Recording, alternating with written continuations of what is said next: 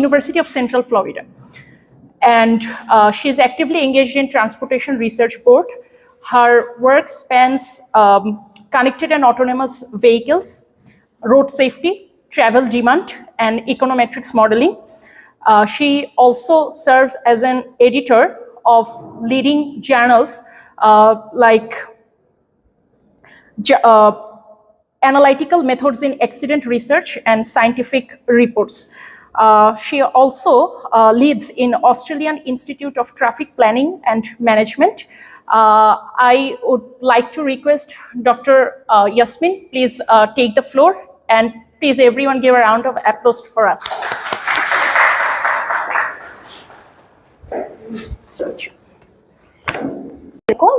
But যদি আমরা relative scale ধরি, অস্ট্রেলিয়াতে হচ্ছে যে ট্রান্সপোর্ট ইঞ্জিনিয়ারিংয়ে কিউটি হচ্ছে টপ। ওকে, তারপরে যদি আরও স্কুলগুলোর কথা বলি, for example centre for robotics আছে আমাদের, এটা হচ্ছে ওয়ার্ল্ডের টপ। তো এরকম কিউটি স্কেলে খুবই ছোট, বাট যা যা স্কুল আছে এগুলো হচ্ছে যে ওয়ার্ল্ড রিনাউন্ড। অলরাইট, আর school of civil engineering, civil and environmental ইঞ্জিনিয়ারিংয়ে আমাদের ফোকাস হচ্ছে to build safe and sustainable communities, যেটা হচ্ছে যে সিভিল ইঞ্জিনিয়ারিংয়ের মতো, কারণ civil engineering is the mother of all engineering. Civil ইঞ্জিনিয়ারিংয়ের উপরেই ভিত্তি করেই সিভিলাইজেশন বিল্ড হয়েছে। So we have to focus on safe and sustainable communities. আর আমাদের হচ্ছে চারটা সাব ডিসিপ্লিন আছে অ্যাজ ইউজুয়াল। স্ট্রাকচারাল ইঞ্জিনিয়ারিং, যেটা সবসময় বড় হয়, লাইক ইভেন আমাদের বুয়েটেও স্ট্রাকচারাল ইঞ্জিনিয়ারিংটা সবচেয়ে বড়। তারপরে হচ্ছে ট্রান্সপোর্ট ইঞ্জিনিয়ারিং আছে, জিওটেক অ্যান্ড কনস্ট্রাকশন, তারপরে water and environment. So transport ইঞ্জিনিয়ারিংয়ে আমি আছি, যেহেতু আমার ব্যাকগ্রাউন্ড ট্রান্সপোর্ট ইঞ্জিনিয়ারিংয়ে। আর ট্রান্সপোর্ট ইঞ্জিনিয়ারিংয়ে আমি একটু ইন্ট্রো দেই কে কি সে কাজ করে। আমাদের হেড অফ স্কুল, যে school of civil and environmental ইঞ্জিনিয়ারিংয়ে মাঝারুল হক শিমুল, উনিও বুয়েট থেকে গ্র্যাজুয়েশন করেছেন। উনিও ট্রান্সপোর্ট ইঞ্জিনিয়ার। সো উনার ফোকাস হচ্ছে ট্রান্সপোর্ট সেফটি, উনি রোড সেফটি ইঞ্জিনিয়ার, এআই নিয়ে অনেক কাজ করেন। তারপরে আছে একজন প্রফেসর আশিস ভাস্কর, যে কাজ করে বিগ ডেটা নিয়ে, ট্রাফিক অপারেশন মেইনলি সেটাতে কাজ করে। তারপরে আছে অ্যাসোসিয়েট প্রফেসর জনাথন বাঙ্কার আছে, যে কাজ করে পাবলিক ট্রান্সপোর্ট অপারেশনে কাজ করে। একজন আছে মার্ক মিসকা, ও হচ্ছে ডেটা ম্যানেজমেন্ট ট্রান্সপোর্টে, কারণ ট্রান্সপোর্ট তো ডেটা নিয়ে অনেক কাজ হয়, ওইটাতে কাজ করে, ওটার স্পেশালাইজেশন। তারপরে আছে প্রফেসর অ্যালেক্স পাজ হচ্ছে আমাদের একটা চেয়ার পজিশন আছে, transport academic partnership with state government, উইটার প্রফেসর সে। আরেকজন আছে প্রফেসর সেবাস্টিয়ান গ্লাজার, সে হচ্ছে যে আইটির, অনেকের ইন্টারেস্ট আছে আমি জানি। আর আমি হচ্ছি ট্রান্সপোর্ট ইকোনমিক্সের। অলরাইট, সো বেশ ডাইভার্স, বা ট্রান্সপোর্ট ইঞ্জিনিয়ারিং ফিল্ডটা হচ্ছে খুবই মাল্টিডিসিপ্লিনারি, এই জন্য আমরা অনেকের সাথে কাজ করি। ফর এক্সাম্পল, আমি অ্যাসোসিয়েটেড হচ্ছে স্কুল অফ বিজনেসের সাথে, আবার ফ্যাকাল্টি অফ হেলথের সাথে, যেটা আমার ফোকাস অল টাইম ছিল। সো খুবই মাল্টিডিসিপ্লিনারি টিম হয় সাধারণত ট্রান্সপোর্ট ইঞ্জিনিয়ারিং, এবং অনেকের সাথে কাজ করা যায়। আর ইন জেনারেল এখন আমি যদি সিভিল ইঞ্জিনিয়ারিং এর কথা বলি, আমাদের 25 একাডেমিক্স আছে, তারপরে 15 থেকে 20 জন রিসার্চ ফেলো আছে। রিসার্চ ফেলো হচ্ছে গিয়ে পোস্টডক, বাট অস্ট্রেলিয়ান সিস্টেমে রিসার্চ ফেলোটা হচ্ছে একটা academic position, not only a research position, এই জন্য আমরা রিসার্চ ফেলো বলি। ধরো আমি একজন একাডেমিক, আমার যে ধরনের রাইট আছে, একটা রিসার্চ ফেলোরও ওই ধরনের রাইট আছে। The only difference is that fixed term and continuing, but exactly same kind of right. ধরো আমাকে টিচিং করতে হয়, রিসার্চ করতে হয়, সার্ভিস করতে হয়। সো রিসার্চ ফেলো আমরা সাধারণত ধরি এরা বড় হয়ে বাইরে গিয়ে ফ্যাকাল্টি মেম্বার হবে। সো দ্য হোল আইডিয়া হচ্ছে ফ্রম দ্য ভেরি বিগিনিং ওদেরকে এটাতে ট্রেন করা। অলরাইট, এই জন্য আমরা রিসার্চ ফেলো বলি। আর তারপরে আমাদের এখন নাম্বারটা চলে গেল, মোর দেন 100 পিএইচডি স্টুডেন্ট আছে। এমফিল বা মাস্টার্স আমরা যেটাকে বলি এখানে রিসার্চ বেসড, ওটা একটু ছোট হয় স্কেলে, কারণ স্কলারশিপ পাওয়া খুবই টাফ। তাও মনে হয় এখন 20 to 25 মাস্টার্স বা এমফিল স্টুডেন্ট আছে। আমার আন্ডারেই দুজন আছে, যারা ওই দুজনই বুয়েটের গ্র্যাজুয়েট। ওকে, অলরাইট।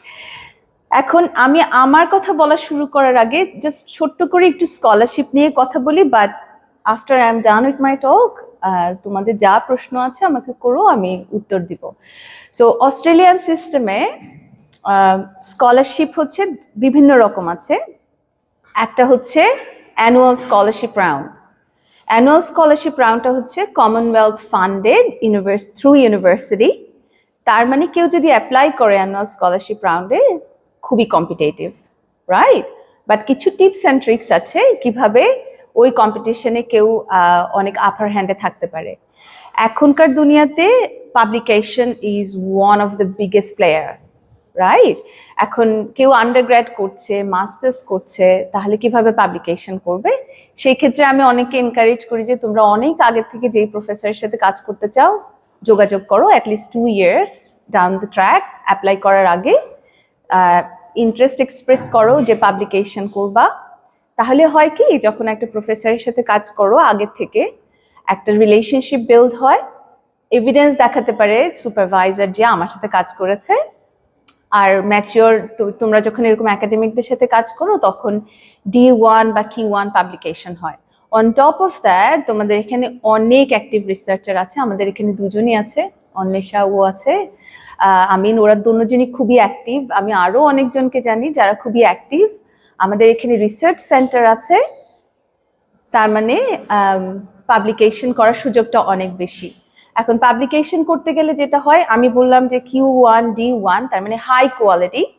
একটা হাই কোয়ালিটি পাবলিকেশন যদি থাকে, তুমি অলরেডি অনেক আগে থাকবা সেই কম্পিটিশনে, হ্যাঁ? সো সেই জন্য একটু অনেক আগে থেকে কাজ করতে হয়, কারণ D1 পাবলিকেশন করা ইজি না, রাইট? সো এই প্ল্যানগুলো একটু করলে কম্পিটিশনে অনেক আপার হ্যান্ড থাকে। CGPA ম্যাটার করে, আর বাংলাদেশি স্টুডেন্টদের জন্য মাস্টার্সটা হচ্ছে ম্যান্ডেটরি। ওকে, এই 3টা হচ্ছে ক্রাইটেরিয়া।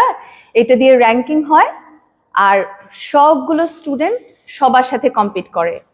একটা সিভিল ইঞ্জিনিয়ারিং স্টুডেন্ট বায়োটেকের সাথে কম্পিট করছে, যেহেতু এটা অ্যানুয়াল স্কলারশিপ রাউন্ড, সো এই জন্য এটা কম্পিটিটিভ। সো ওইটা হচ্ছে অস্ট্রেলিয়াতে সবচাইতে বড় স্কলারশিপ রাউন্ড হয়, এভরি ইয়ার একটা করে থাকে। আর হচ্ছে তোমার সুপারভাইজার ফান্ডেড কিছু স্কলারশিপ থাকে, যেগুলো হচ্ছে প্রজেক্টের থ্রুতে আসে। ওইটাও কম্পিটিটিভ হয়, কারণ আজকাল বেশ ছেলেমেয়েরা খুব জানে কোথায় যেতে হবে, কি করতে হবে। এই জন্য একটা অ্যাপ্লিকেশন ওপেন করলে বেশ স্ট্রং অ্যাপ্লিকেশন পাওয়া যায়। তো সেই ক্ষেত্রে পাবলিকেশনটা অনেক অনেক বেশি ভূমিকা পালন করে যে কিভাবে র্যাঙ্কিংটা হচ্ছে, রাইট? বাট প্রেজেন্টেশনের শেষে যদি কারো প্রশ্ন থাকে তাহলে আমাকে প্রশ্ন করলেই হবে, অলরাইট? ওকে, সো আমি বললাম যে আমি হচ্ছে ট্রান্সপোর্ট ইঞ্জিনিয়ার। আর আমি আমার টকটা একটু ডিফারেন্ট ভাবে সাজাইছি, তার কারণ হচ্ছে আজকাল আমাদেরকে খুবই মাল্টিডিসিপ্লিনারি হতে হয়। একটা স্পেসিফিক ফোকাস যদি থাকে একটু টাফ হয়ে যায়, কারণ দুনিয়াটা তো সিস্টেম বেসড হচ্ছে, সবাই সবার সাথে কাজ করছে, তাই না? আমার কথা বললাম, আমি বিজনেস স্কুলের সাথে কাজ করি, অ্যাফিলিয়েটেড, নট জাস্ট কাজ করছি, আমি হেলথের সাথে কাজ করি, আমি অনেকের সাথে কাজ করি। বাট কেন কাজ করি, কিভাবে কাজ করি, বা কেনই বা আমার কথা আরেক স্পেশালিস্ট শুনবে, এই জন্য আমি আমার প্রেজেন্টেশনটা একটু ডিফারেন্টভাবে সাজাইছি। কারণ আমাদেরকে একটু অ্যাজাইল হইতে হবে এই কম্পিটিটিভ মার্কেটে। আমি সার্ভাইভ বলবো না, আমি সবসময় বলি যখনই একটা অপরচুনিটি পাই আমরা এটাকে আমরা আমাদের মতো করে নিয়ে we make it big, right? So এই জন্য আমি আমার প্রেজেন্টেশনটা একটু ডিফারেন্টভাবে সাজাইছি। আমি বুয়েটে পড়াশোনা করেছি, আন্ডারগ্র্যাড করেছি, আমার মেজর ছিল ট্রান্সপোর্ট। বাট ট্রান্সপোর্ট থেকে আমি কিভাবে বিকেম আ মাল্টিডিসিপ্লিনারি রিসার্চার, সেই কথাগুলোই আমি বলবো। ওকে, সো এখানে যারা তোমরা আন্ডারগ্র্যাড করতে এসছো সবাই তো civil engineering more or less. কে কে সিভিল ইঞ্জিনিয়ারিং এ পড়াশোনা করতে চাইছো, হাত তুলতে পারবা? You wanted to, okay okay. So আমি হচ্ছে সিভিল ইঞ্জিনিয়ারিং এ পড়াশোনা করতে চাইছিলাম, বাট আমরা যখন বুয়েটের অ্যাডমিশন টেস্ট দেই তখন ফ্যামিলি থেকে অনেক প্রেশার ছিল যে তুমি সিভিল ইঞ্জিনিয়ারিং এ পেলে হবে না, তোমাকে ইলেকট্রিক্যাল বা কম্পিউটারে পেতে হবে, অরেলস তুমি মেডিকেলে পড়বা, অরেলস তুমি ফিজিক্সে পড়বা, হ্যাঁ? সো আমার যেই আগ্রহটা ছিল civil engineering, specially transport engineering এ, ওটা সবসময় হিডেন ছিল, অলরাইট? তো আমি গল্পটা বলি কেন আমি সিভিল ইঞ্জিনিয়ারিং পড়তে চেয়েছিলাম, অলরাইট? কিন্তু আমার ফ্যামিলিকে আমি কখনো জানাই নাই। সো আমার বয়স যখন 4 থেকে 5 বছর ছিল তখন আমি আমার নানুর কাছে বড় হয়েছি। আমার বাবা মা দুজনেই জব করতো, আমি আমার নানুর বিশাল ফ্যান ছিলাম। সো একদিন খুব সকালবেলা একজন মেসেঞ্জার এসেছিল বাসায়, একটা খুবই দুঃখের সংবাদ নিয়ে এসেছিল। আমাদের এক্সটেন্ডেড ফ্যামিলিতে আমাদের 4 জন আত্মীয় একটা গাড়িতে করে ঢাকা থেকে নোয়াখালী যাচ্ছিলেন। আমার বাড়ি নোয়াখালী, আমি নোয়াখালীলা। সো যাচ্ছিলেন ওনারা অনেক রাতে, তখন এই আমাদের হাইওয়ে 1-এ একটা খুব বাজে রাস্তা ছিল, এস কার্ভ ছিল, এখন আর এটা নেই। তো ওখানে ক্র্যাশ হয়েছিল ওনাদের একটা ট্রাকের সাথে, ড্রাইভার সহ স্পট ডেড হয়েছে 4 জনের। অলরাইট। আর আমার একটা আঙ্কেল, উনি ফর্চুনেটলি বেঁচে যায়, কিন্তু উনি আজ পর্যন্ত সেই ট্রমা থেকে উঠতে পারেন নাই। অসম্ভব ব্রিলিয়ান্ট মানুষ ছিলেন উনি, কিন্তু উনি আর কখনো নর্মাল হতে পারে নাই, কারণ ওনার মা ছিল, ওনার বোন ছিল ওই গাড়িতে। রাইট। তো আমার বয়স ছিল 4 কি 5, আমার বোঝার ক্ষমতা ছিল না এক্স্যাক্টলি কি হয়েছে, বাট আমি এটা বুঝতে পারছিলাম যে খুবই খারাপ কিছু হয়েছে, কারণ আমার নানুকে খুবই আপসেট দেখছিলাম। তো তখন থেকে আমার মাথার মধ্যে ঢুকেছে যে কি হলো, কেনই বা হলো। আর অফকোর্স খুবই কিউরিয়াস ছিলাম, এখনো খুবই কিউরিয়াস, সবাইকে আস্ক করছি কি হলো, কেন হলো, কিভাবে আমরা এটাকে থামাতে পারতাম।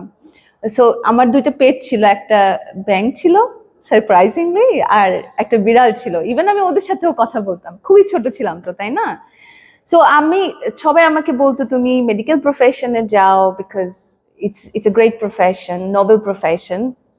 বাট অতটুকু ব্রেনেই আমার কাজ করতো যে একজন মানুষ যদি ক্র্যাশে পড়ে তারপরে একটা মেডিকেল প্রফেশন হেল্প করতে পারবে। বাট ব্যাপারটা তো আমি তা চাচ্ছি না, আমি চাচ্ছি যে প্রিভেন্ট করতে। রাইট। কিন্তু আমার কাছে কোনো উত্তর ছিল না, কারণ তোমরা এখন যেমন যত ইনফরমেশনে অ্যাক্সেস আছে, আমাদের কিন্তু তা ছিল না। আমাদের ল্যান্ডফোন ছিল, বিটিভি ছিল, যেটা 5টা থেকে চলতো। সো আমাদের এত ইনফরমেশন ছিল না। তো আমার একজন মামা আছেন যে হচ্ছে সিভিল ইঞ্জিনিয়ার, উনিও বুয়েট থেকে পড়াশোনা করেছেন। একদিন আমি ওনাকে ফোনে কথা বলতে শুনলাম, উনি ট্রান্সপোর্টে কাজ করে, বাট উনি হচ্ছে কনস্ট্রাকশন, যেটা আমরা ডিজাইন অ্যান্ড কনস্ট্রাকশন বলি, এস্টিমেট বলি, ওটাতে কাজ করে। তো উনি একদিন ফোনে কথা বলছিলেন, উনি ক্র্যাশের কথা বলছিলেন, সেফটি। আমি বুঝলাম না কানেকশনটা কোথায়। আমি ওনাকে জিজ্ঞেস করলাম যে you are a transport engineer, why are you talking about crash and all of those things. তো উনি আমাকে আইটির, আমাদের ট্রান্সপোর্ট ইঞ্জিনিয়ারিং এর যে ডেফিনেশনটা আছে ওটা বের করে আমাকে দেখালো। অ্যাজ এ ট্রান্সপোর্ট ইঞ্জিনিয়ার আমাদের top priority as a goal of the profession হচ্ছে আমরা যাই বিল্ড করি, যাই করি, it has to be safe. Right. এই জন্য আমরা যাই করি, ডিজাইন করি, অপারেট করি, যাই করি, it has to be safe. এটা হচ্ছে আমাদের top goal of the profession. আমি বুঝলাম ওকে, সো ট্রান্সপোর্ট ইঞ্জিনিয়ার কিভাবে হওয়া যায়, সিভিল ইঞ্জিনিয়ার হতে হবে, সিভিল ইঞ্জিনিয়ারিং হয়ে তারপরে মেজরে যাবে। এখন অ্যাডমিশন টেস্ট দিলাম, বুয়েটের admission test is very tough. কোনো কারণে যদি একটু পিছলায় যায় বুয়েটে চান্স পাবো না, আর যদি একটু ভালো করে ফেলি তাহলে তো কম্পিউটার আর ইলেকট্রিক্যালে যেতে হবে। যেহেতু আমার হয়তো মনে ইচ্ছা ছিল, এই জন্যই আমি এমন একটা জায়গায় চান্স পেলাম, কোথাও যাওয়ার কোনো সুযোগ নাই, সেকশন বিতে পড়লাম আমি। ওকে, না নিচে না উপরে। আমি তো মনে মনে খুবই খুশি। সো আর কারোই কিছু বলার সুযোগ থাকলো না। মেডিকেলে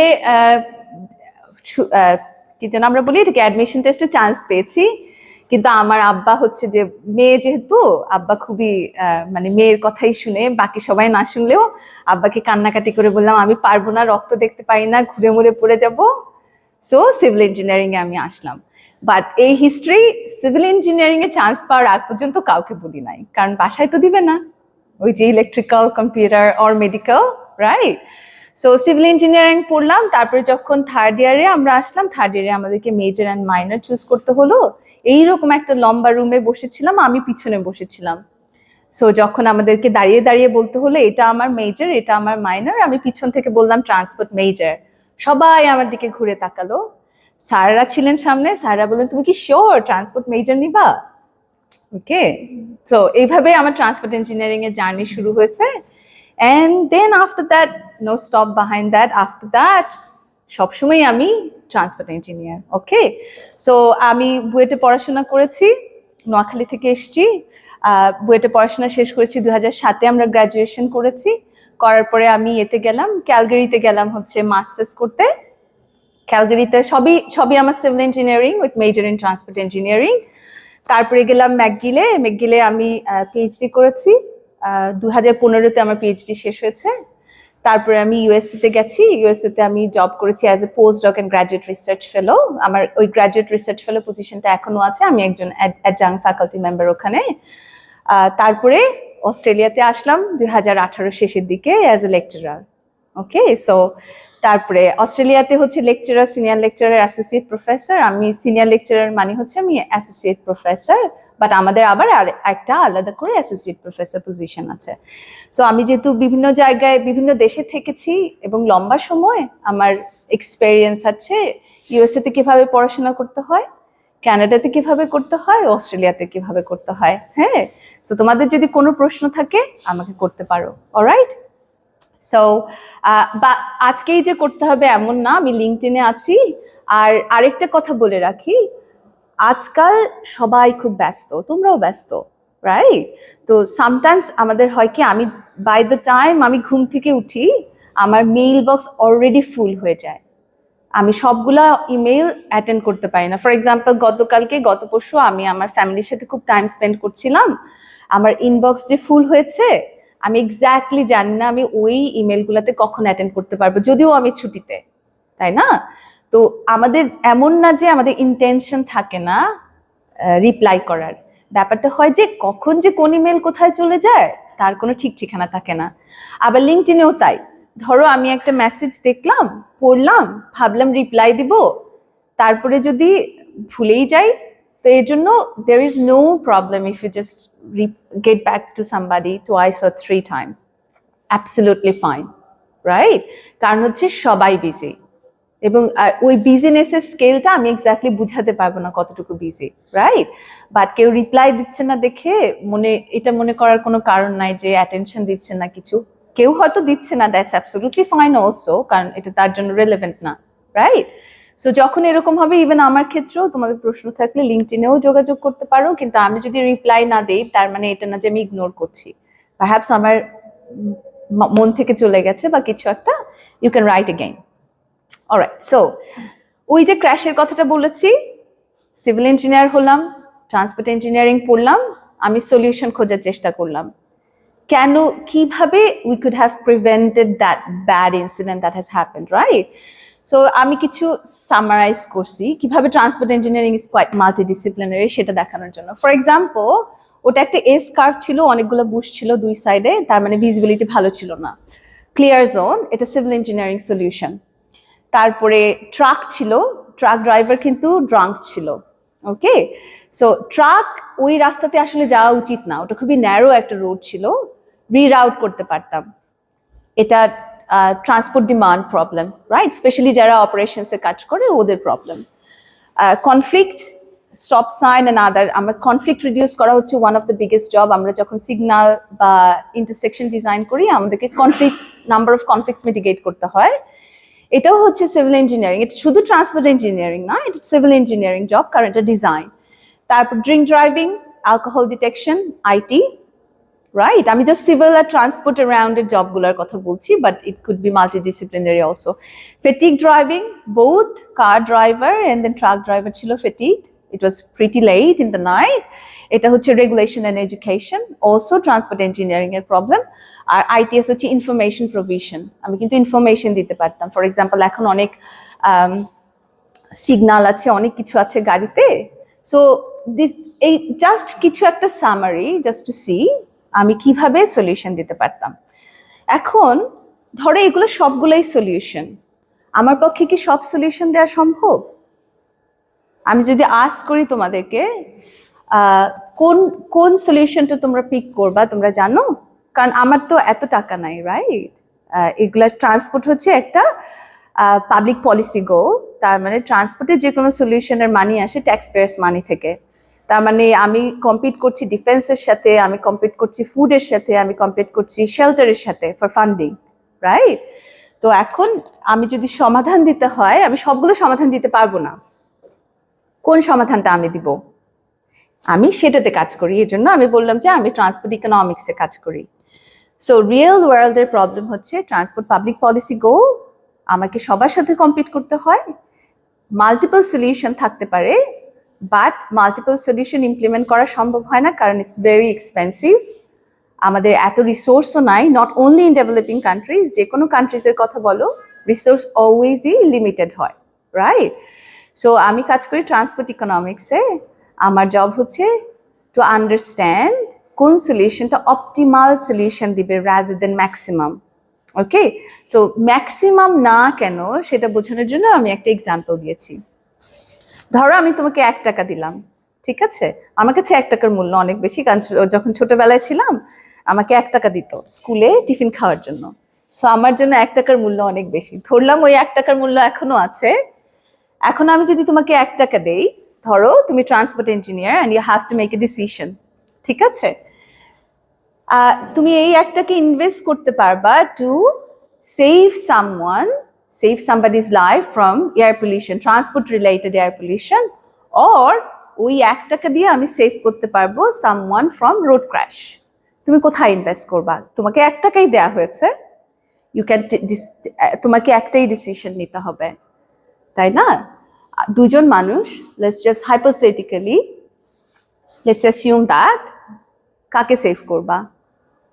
এটা মোরালি একটা বার্ডেন না, রাইট? বাট বললাম যে এটা tax pairs money, public policy go, at the end of the day we have to decide, right? So এই প্রবলেমগুলো যেগুলো আছে এইগুলো সলভ করার জন্য আমরা ট্রান্সপোর্ট ইকোনমিক্স অর ইকোনোমেট্রিক্স যে সায়েন্সটা আছে সেটা অ্যাপ্লাই করি। ড্যানিয়েল ম্যাকফাডেন একসময় নোবেল প্রাইজ পেয়েছিলেন because of transport economics. So it's a very big field, আস্তে আস্তে ডিজলভ হচ্ছে, but it's still very fundamental and will always remain fundamental, কারণ আমাদেরকে ডিসিশন নিতে হবে। And because of this dilemma অনেকে আমাকে আস্ক করে যে আমরা তো এআই এর দিকে যাচ্ছি, we don't need people to decide anymore perhaps, but এটা কখনোই হবে না, কারণ at the end of the day আমাদেরকে ডিল করতে হয় হিউম্যান লাইফস নিয়ে। সো ওখানে যে ডিসিশন সফট স্কিলটা দরকার হয়, after I get the number, checks and balance, কারণ আমাকে অপটিমাল সলিউশন পেতে হবে, not necessarily all the time maximum benefit. এই জন্য এটা কখনোই অবসলিউট হবে না। From the very early on as human civilisation আমাদেরকে সবসময় এক জায়গা থেকে আরেক জায়গায় মুভ করতে হয়েছে, because that's how we get access to food and shelter and anything and everything, right? আমাকেই দেখো আমি কত জায়গায় গিয়েছি, ট্রান্সপোর্ট ফ্যাসিলিটি না থাকলে তো হতো না, তাই না? সো এই জন্য it's a very lucrative field, as long as তুমি অ্যাজাইল থাকবা, ওপেন থাকবা, মাল্টিডিসিপ্লিনারি পার্সপেক্টিভ থাকবে, transport is always one of the strongest field in the world. Okay, so আমি এইটা নিয়েই কাজ করি। আর আমি হচ্ছে যে মাল্টিডিসিপ্লিনারি মিক্স মেথড অ্যাপ্লাই করি, কারণ আমাকে সফট স্কিলটাও অ্যাপ্লাই করতে হয়। অ্যাজ এ ট্রান্সপোর্ট ইঞ্জিনিয়ার আমরা খুবই হার্ড কোর সলিউশন দেই, রাইট? বাট যেহেতু আমাকে হিউম্যান বিং নিয়ে ডিল করতে হয়, দ্যাটস ওয়াই এটা হচ্ছে যে সফট অ্যান্ড হার্ড স্কিল সেটের মিশ্রণে বিভিন্ন ধরনের থিওরি অ্যাপ্লাই করি। First of all travel demand, then econometrics, behavioural economics, transport equity, fundamental economics. But এর মধ্যে এখন আবার আমরা যে এআই গুলো আছে, এআই টাইপের টেকনিকগুলো যেগুলো, এগুলো অ্যাপ্লাই করি because of the big data and everything, alright? তারপরে আমি যদি ট্রান্সপোর্টের কথা বলি, there is choice, there is outcome, right? Crash হচ্ছে outcome, আমি কখনোই বলতে পারবো না যে crash হচ্ছে is a choice, but আমি যদি বলি vehicle ownership, that's a choice, right? So both angle transport, either if I am dealing with choice or outcome, ওখানে হচ্ছে demand আছে আর supply আছে, right? So আমার রিসার্চ ফোকাস যখন আমি ট্রান্সপোর্ট ইকোনমিক্স নিয়ে ডিল করি, আমি কাজ করি ডিমান্ড নিয়ে, সাপ্লাই নিয়ে আমি খুব একটা কাজ করি না, বা এটা ব্যালেন্স নিয়েও খুব একটা কাজ করি না, অলরাইট? এখন ডিমান্ড পার্সপেক্টিভে যদি বলি, ধরো আমি পাবলিক ট্রান্সপোর্ট নিয়ে কথা বলছি, রাইডারশিপ নিয়ে যদি কথা বলি, যারা পাবলিক ট্রান্সপোর্ট ইউজ করে তাদের জন্য এটা হচ্ছে ডিমান্ড, রাইট? কিন্তু ধরো আমি ট্রান্সপোর্ট অপারেটরদের জন্য কাজ করছি, তাদের জন্য ডিমান্ড হচ্ছে কি, ফ্রিকোয়েন্সি কত দিবে, হেডওয়ে কত দিবে। সো ডিমান্ড পার্সপেক্টিভটাও চেঞ্জ করা যায়, alright? So as long as I am on the side যারা ডিসিশন নিচ্ছে, either consumer, trip makers or operators, আমি ডিমান্ড অ্যাঙ্গেলটা নিয়ে কাজ করি rather than the supply angle. But at the end of the day আমাকে demand আর supply এর ব্যালেন্সটা বুঝতে হয় বা আমাকে সলিউশন দিতে হয়, ওকে? সো আমি সবসময় ডেটা নিয়ে কাজ করি, এই জন্য আমি ভারী চশমা পরি, মাল্টি লেভেল সিমুলেশন করি, বিলিয়ন্স অফ ডেটা নিয়ে কাজ করি। আমি মেইনলি অ্যাপ্লাই করি travel demand, but remember that travel demand safety is an input in it, not necessarily outcome. Emission, that's an input in it rather than outcome. So এই জন্য আমি multidisciplinary and I can work with different people এবং different ডিসিপ্লিনের সাথে কাজ করি। Most likely আমার network অনেক broad and wide because আমি ইকোনোমেট্রিক্স বা স্ট্যাটে কাজ করি, ওকে? আর মেইন টুল যেটা আমি ইউজ করি সেটা হচ্ছে transport economics or specific method যেটা আমরা বলি সেটা হচ্ছে ইকোনোমেট্রিক্স। But at the end of the day all of these are tools for me. আমি একজন ট্রান্সপোর্ট ইঞ্জিনিয়ার, ওকে? অলরাইট, সো মাল্টিডিসিপ্লিনারি অ্যাসপেক্টটা যেটা আমি বলেছি, আমি জাস্ট কুইকলি একটা সামারি দিয়েছি few of the projects that I am leading currently, just বুঝানোর জন্য যে ট্রান্সপোর্ট ইকোনমিক্স বা ইকোনোমেট্রিক্স অর ডেটা বা পলিসি অ্যানালাইসিস যেটার কথা বললাম, যে কোথায় আমি ইনভেস্ট করব, এটা কতটা ডাইভার্স হতে পারে, এটা বোঝানোর জন্য আমি জাস্ট আমার 4টা প্রজেক্ট, অনগোয়িং প্রজেক্ট একটু এখানে সামারাইজ করলাম। প্রথমটা হচ্ছে ই-কল ইভ্যালুয়েশন। এটা হচ্ছে connected and automated vehicle technology. Australian government চাচ্ছে এটাকে রেগুলেট করতে। এখন রেগুলেট করার জন্য আমাদেরকে দেখতে হবে এটা বেনিফিশিয়াল কিনা, তাই না? সো আমি হচ্ছে ওইটার বেনিফিট কস্ট অ্যানালাইসিস করছি এবং রেগুলেটরি ফ্রেমওয়ার্কটা ডেভেলপ করছি। অলরাইট, এটা কিন্তু সেফটি প্রবলেম না, economics problem, am I right? But ব্যাকড্রপে কি আছে, কতগুলো গাড়িতে ই-কল থাকতে পারে, কিভাবে এটা ইভলভ হবে এবং কিভাবে এটা সেফটি ইমপ্রুভ করবে। তারপরে টিআরএসপি ইভ্যালুয়েশন, এটা হচ্ছে pure civil engineering project. Infrastructure আমরা ইনভেস্ট করি, ওই ইনফ্রাস্ট্রাকচার কতটুকু রিটার্ন অন ইনভেস্টমেন্ট দেয় in terms of safety, reducing emission and all of those things. ওই প্রজেক্টটা আমি 2জন এমফিল স্টুডেন্ট হায়ার করেছি যারা হচ্ছে বুয়েটের গ্র্যাজুয়েট। অলরাইট, তারপরে হচ্ছে transport disadvantage and the modal shift, entirely different angle. সবার সব রকম অ্যাক্সেস থাকে না, তাই না? তো এই প্রজেক্টে আমরা একটা ফ্রেমওয়ার্ক ডেভেলপ করছি যেখানে আমরা দেখাচ্ছি কোন এরিয়াতে ট্রান্সপোর্ট ডিসঅ্যাডভান্টেজ হাই আছে এবং বিকজ অফ দ্যাট কতটুকু ইকোনমিক লস হচ্ছে। সি এভরিথিং, আমি যেটাতেই কাজ করি, it ties back to policy directly or transport economics at the end of the day, right? তারপরে আরেকটা হচ্ছে যে এটা পিওর সেফটি প্রজেক্ট, ফার্স্ট নেশনের রোড সেফটি। আমি আমার প্রেজেন্টেশনের শুরুতে বললাম অস্ট্রেলিয়া হচ্ছে যে ইন্ডিজিনাস অ্যান্ড ফার্স্ট নেশন পপুলেশনের ল্যান্ড, বাট ওরা তো অনেক সাপ্রেসড হয়েছে, সো ওদের সেফটি সিচুয়েশনও খুবই খারাপ। তো এই প্রজেক্টের through this project we are trying to understand আসলে খারাপ কেন, কিভাবে আমরা ইমপ্রুভ করতে পারি।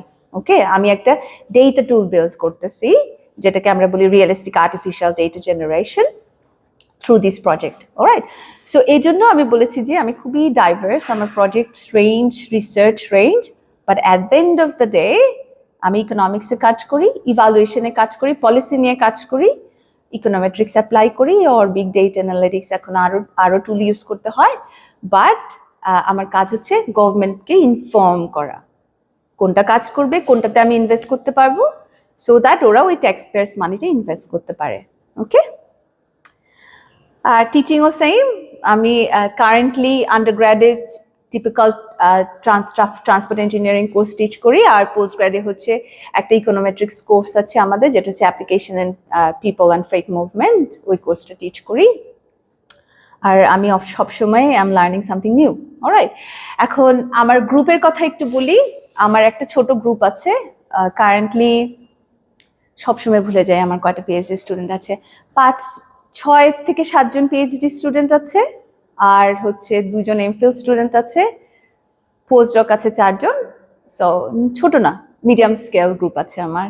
অলরাইট, আমার গ্রুপের নাম হচ্ছে মেশ, এটা হচ্ছে যে econometric research group at QUT. Alright, আর আমি বললাম যে মাল্টিডিসিপ্লিনারি অ্যাঙ্গেল, ডিফারেন্ট সাইডে কাজ করি। আর আজকে আমি কথা বলবো হচ্ছে কানেক্টেড অ্যান্ড অটোমেটেড ভেহিকল নিয়ে। বাট আমি তো মেকানিক্যাল ইঞ্জিনিয়ার না বা ইলেকট্রিক্যাল ইঞ্জিনিয়ার না, আমি সিস্টেম বিল্ড করি না। I am the one who thinks well একটা সিস্টেম আছে, whether it will be compatible with the existing system or the future system, or whether এই যে প্রমিস করছে যে সেফটি ইমপ্রুভ করবে, কনজেশন রিডিউস করবে, ইমিশন রিডিউস করবে, whether that's valid or not, or if that's the case, how we can actually make sure that ওই প্রমিসগুলা is equitable and accessible to everybody. এটা হচ্ছে আমার কাজ। ওকে, সো আমি আজকে quickly connected and automated vehicle নিয়ে কথা বলবো, বাট আমি তো ডিমান্ড আর সেফটি বোথ সাইডে কাজ করি। আমি খুব কুইকলি একটা কথা বলবো। কতক্ষণ কথা বলছি আমি টাইম খেয়াল রাখছি না, আমাকে বলো। ওকে, ওকে, অলরাইট। সো খুবই অল্প সময় আছে, বাট আমি বললাম তো আমাকে প্রশ্ন করো, আইড রাদার গো দেয়ার। ডিমান্ড সাইডে আমি কুইকলি যাই।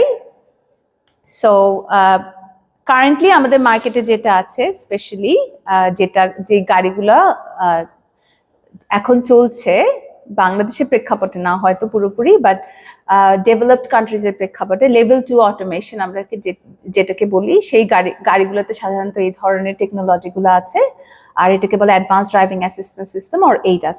সো এই এইডাস নিয়ে আমার অনেকগুলো প্রজেক্ট আছে, অনেকগুলো স্টুডেন্ট কাজ করছে। অস্ট্রেলিয়ান রেগুলেশনসে অলরেডি অনেকগুলো ম্যান্ডেটরি পলিসিস আছে যেগুলো আমরা ইভ্যালুয়েট করছি।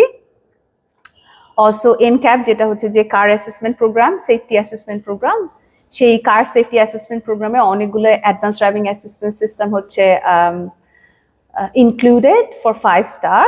এই জন্য আমরা এগুলো ইভ্যালুয়েট করছি। ওকে, আমরা যদি এগুলো ইভ্যালুয়েট না করি তাহলে আমরা বুঝতে পারবো না এটা রিয়েল ওয়ার্ল্ড ইম্প্যাক্ট কি, বা এটা রেগুলেশনস যেগুলো লাগবে সেগুলো বিল্ড করতে পারবো না। অলরাইট, সো আমার গ্রুপে এটা হচ্ছে research program around connected and automated vehicle. আর কিউটিতে সো ফার আমাদের 4টা কানেক্টেড অ্যান্ড অটোমেটেড ভেহিকল আছে। সো আমরা সামটাইমস ওটা ফিল্ডে পাঠাই, ডেটাও কালেক্ট করি। So it's not just level 2, আমাদের এখন যে কানেক্টেড অ্যান্ড অটোমেটেড ভেহিকল গুলো আছে এগুলো হচ্ছে level 3 and level 4। Alright, so এই যে আমি যাওয়ার পরে আমি ফিল্ডে যাব to collect some data with a level 4 vehicle. So আমাদের হচ্ছে যে ল্যাব বেশ রিচ, ইউনিভার্সিটি ল্যাব আমার না, ওগুলো অনেক দামি কার। ওকে, সো ট্রাভেল ডিমান্ড সাইডে আমি কুইকলি যাই। কেন আমাদেরকে ট্রাভেল ডিমান্ডটা বুঝতে হবে? আমি জাস্ট সামারাইজ করেছি এখানে vehicle ownership of different developed সিটিজ or countries or the reason. এখানে দেখো যে house holds with multiple car ownership খুবই হাই। আমি ভাবছিলাম যে বাংলাদেশের ব্যাপারটা তা হবে না, কিন্তু ঢাকায় এখন যখন চলাফেরা করি তখন দেখি যে এত প্রাইভেট কার, আমি ডাউট করি যে আমাদের এখন ভেহিকল ওনারশিপ স্পেশালি ঢাকা সিটিতে কম। আমার ধারণা তার থেকেও বেশি হতে পারে আমি যদি ঢাকা সিটি দেখি, বাট অন্য সেটা নিয়ে কাজ করছে অ্যাজ ফার আই নো। তুমি না? তাহলে এতগুলো গাড়ি কেন রাস্তায়? সেই জন্য হ্যাঁ, ওকে ওকে, যেটা উবারের কারণে হচ্ছে মোস্ট লাইকলি।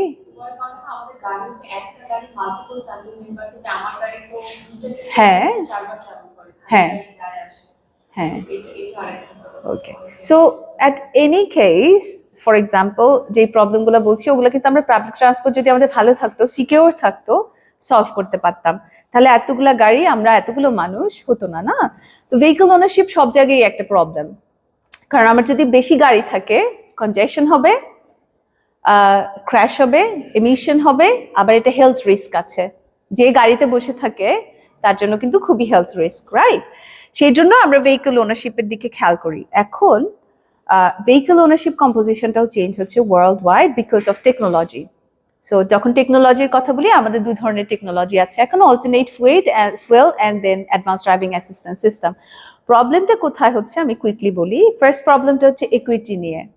যারা এই গাড়িগুলো পারচেস করছে এখন, তারা mostly male, work in a high paid job, তারপরে সাধারণত ডুয়াল আর্নার হাউস হোল্ড, তারপরে হচ্ছে যে থাকে আরবান এরিয়াতে। সো একটি ইকুইটি প্রবলেম আছে, যেহেতু এই গাড়িগুলোর বেস কস্টটা অনেক বেশি। অন টপ অফ দ্যাট, অস্ট্রেলিয়াতে বা ইউএস আর ক্যানাডাতে যেটা হচ্ছে, যারা ইলেকট্রিক ভেহিকল পারচেস করছে তারা not necessarily replacing their IC vehicle, they are stockpiling. তার মানে ওরা নাম্বার অফ কার বাড়াচ্ছে নিজের বাড়িতে rather than giving up one of the cars. এটা অনেক বড় প্রবলেম, কারণ আমার রিসোর্স কনস্ট্যান্ট হয়ে যায় তো, তাই না? তারপরে কানেক্টেড যে ইলেকট্রিক ভেহিকল বা হাইব্রিড ভেহিকল গুলো আছে, এগুলো হচ্ছে more or less 70 to 80% are equipped with advance driving assistance system. Advance driving assistance system ভালো, কারণ এটা ড্রাইভারকে হেল্প করে, বাট সমস্যা হচ্ছে ড্রাইভাররা সাধারণত এটাকে টার্ন অফ করে দেয় যদি ক্যাপাসিটি থাকে। কারণ ওরা লাইক করে না। আমার ট্রাফিক এনভায়রনমেন্ট হচ্ছে মিক্সড ট্রাফিক এনভায়রনমেন্ট, কারো আছে কারো নেই, right? So not necessarily the kind of benefit that we are promising from this technology ব্যাপারটা হচ্ছে না, okay? On top of that, এই ধরনের রিসার্চগুলো সাধারণত অল্টারনেট ফুয়েল টেকনোলজি আর কানেক্টেড এন্ড অটোমেটেড ভেহিকল টেকনোলজিগুলোকে আলাদাভাবে দেখে। রিসার্চ ফিল্ডটা একটু different, but there are evidence যে আমরা যদি ইন্টিগ্রেটেড ফ্রেমওয়ার্ক ডেভেলপ করি তাহলে এটা ভালো হবে, কারণ কিছু কানেক্টেড এন্ড অটোমেটেড ভেহিকল টেকনোলজির আবার ফুয়েল এফিসিয়েন্সি ক্যাপাসিটি আছে। অলরাইট, সো আমি জাস্ট কুইকলি একটা স্টাডি দেখাই, সেটা হচ্ছে যেখানে আমরা vehicle ownership, we looked into vehicle ownership. Vehicle ownership হচ্ছে I think it's one of the most studied topic in travel demand, কারণ আমি যাই করতে যাই আমাকে ডিমান্ডটা জানতে হবে। 4 স্টেপে যদি আমি বলি আমার ট্রিপ জেনারেশন লাগবে, তাই না?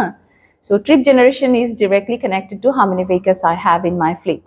Okay, so vehicle ownership খুবই একটা ইম্পর্টেন্ট টপিক। আর যেহেতু ইমার্জিং টেকনোলজি অনেক আসছে, এই স্টাডিতে we looked into vehicle ownership through the lens of emerging technologies.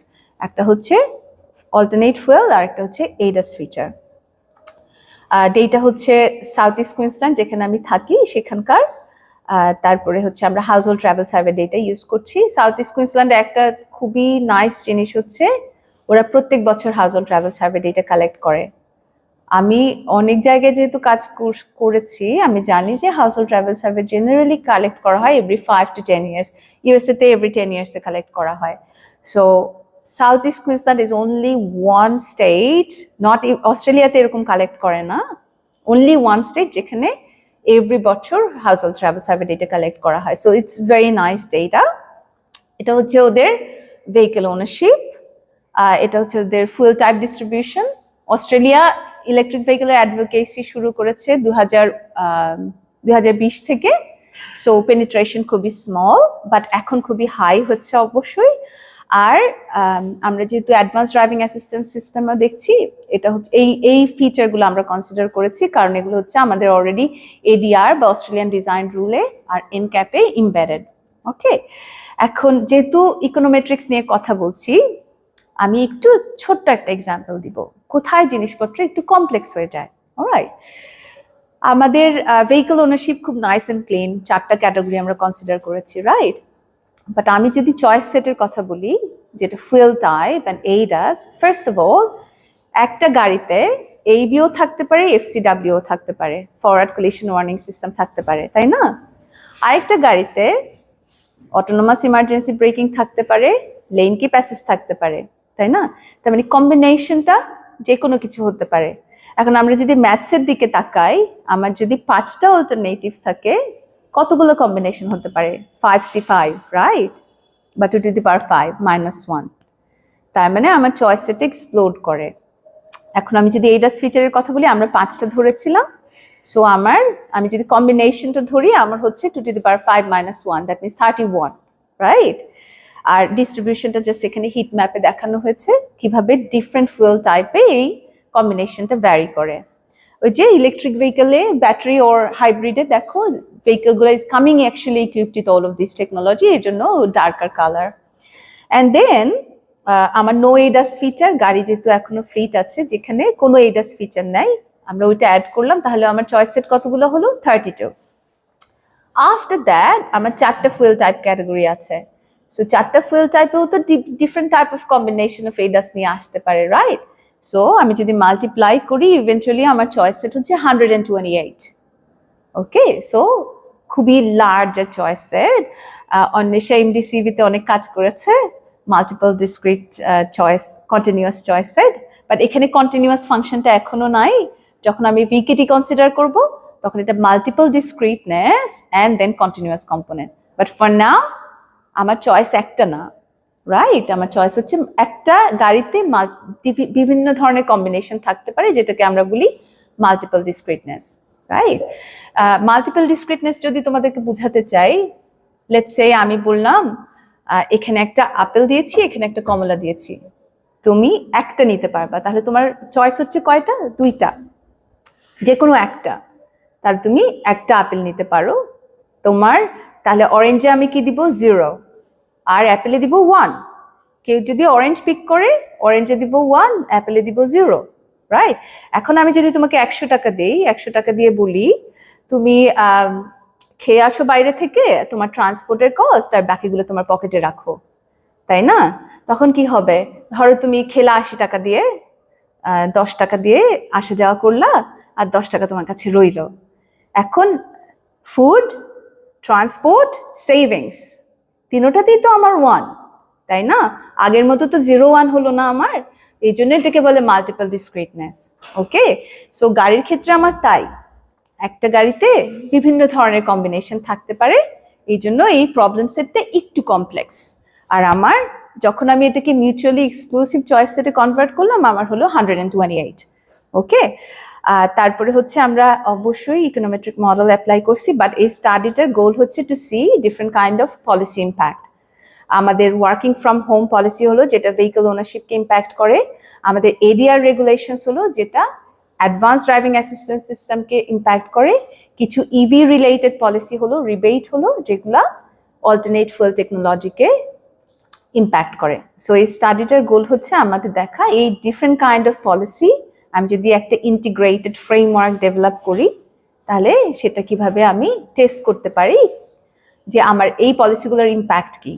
Alright, so eventually of course econometric model equation আমি যাব না ইন ডিটেলস, জাস্ট এটা joint model, alternate emerging technology আমরা জিভি ফ্রেমওয়ার্ক ইউজ করেছি, যেটু এক্সপ্লোর করেছে আমার চয়েস সেট, আর ভেহিকল ওনারশিপের জন্য আমরা ইউজ করছি generalized order logit model. Okay, এখন কেউ আমাকে জিজ্ঞেস করতে পারে আমি আমার চয়েস সেট এক্সপ্লোর করেছে, ডেটাও আছে সাফিসিয়েন্ট, আমি মেশিন লার্নিং কেন ইউজ করলাম না? আমার আলটিমেট গোল হচ্ছে ট্রেড অফ ক্যালকুলেট করা। হ্যাঁ, no ADAS versus ADAS or EV versus other, আমি ট্রেড অফ ক্যালকুলেট করতে পারবো না। ওকে, বাট আমি কি করতে পারতাম? মেশিন লার্নিং অ্যাপ্লাই করে আমার চয়েস সেটটাকে রিডিউস করতে পারতাম, right? And then apply econometrics model, সেভাবে আমরা হাইব্রিড একটা ফ্রেমওয়ার্কও ডেভেলপ করতে পারতাম, রাইট? সো ইকোনোমেট্রিক মডেলটা হচ্ছে ওই দিকে খুবই ইম্পর্টেন্ট। আমি যদি কোনো ইকোনমিক প্যারামিটার বা পলিসি স্পেসিফিক রেগুলেশনস দিতে চাই, এগুলো হচ্ছে রেজাল্ট। আমি যেহেতু টাইম চলে যাচ্ছে, আমি আর যাব না, জাস্ট ছোট্ট একটা এক্সাম্পল দেখালাম। আমাদের আরেকটা গোল ছিল টু সি ইকুইটি কিভাবে ইম্প্যাক্ট হচ্ছে। আমরা দেখলাম যে যারা আর্লি অ্যাডপ্টার্স, ওদের rate of acceptance is very high, but যারা লো ইনকাম হাউসহোল্ড, তাদের rate of acceptance is very low. তাহলে কি হবে? আমি যদি রিবেটটাকে বেসড অন সোশিও ইকোনমিক স্কেলে যদি আমি আপডেট না করি, তাহলে ওরা সবসময় পিছনে রয়ে যাবে, তাই না? সো আমরা সেই ফ্রেমওয়ার্কটা ডেভেলপ করছি, যদি আমাকে রিবেট দিতে হয় based on the socio economic condition, সেটা কিরকম হবে। হ্যাঁ, ওকে, আর ছোট্ট আরেকটা এক্সাম্পল দিই সেফটি থেকে।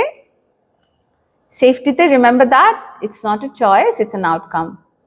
যতগুলো গাড়ি আছে রাস্তায়, তার মানে যে ওরা যে সবাই ক্র্যাশে ইনভলভ হবে ব্যাপারটা তা না, ইটস অলওয়েজ কন্ডিশনাল, রাইট? আর ক্র্যাশ সাধারণত হচ্ছে রেয়ার অ্যান্ড র্যান্ডম ইভেন্ট।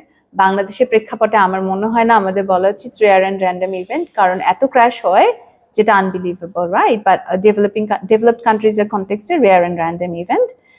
আর এগুলো হচ্ছে এই অ্যাডভান্স ড্রাইভিং অ্যাসিস্ট্যান্স সিস্টেমগুলো আমরা কনসিডার করেছি এই স্টাডিতে to understand what is the safety impact of this features on driver injury severity outcome.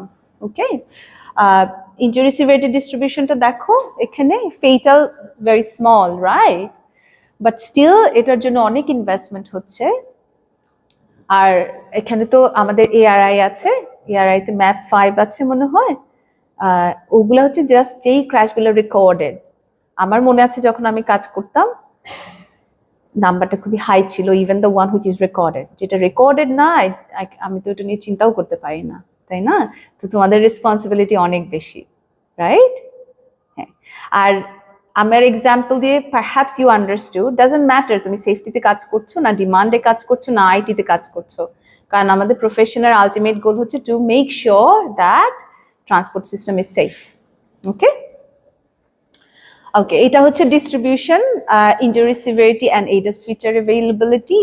ওই যে কনসেন্ট্রেশনটা দেখা যাচ্ছে, সাধারণত যেই গাড়িগুলোতে এইডাস ফিচার নাই সেখানে fatality proportion high, not in absolute number.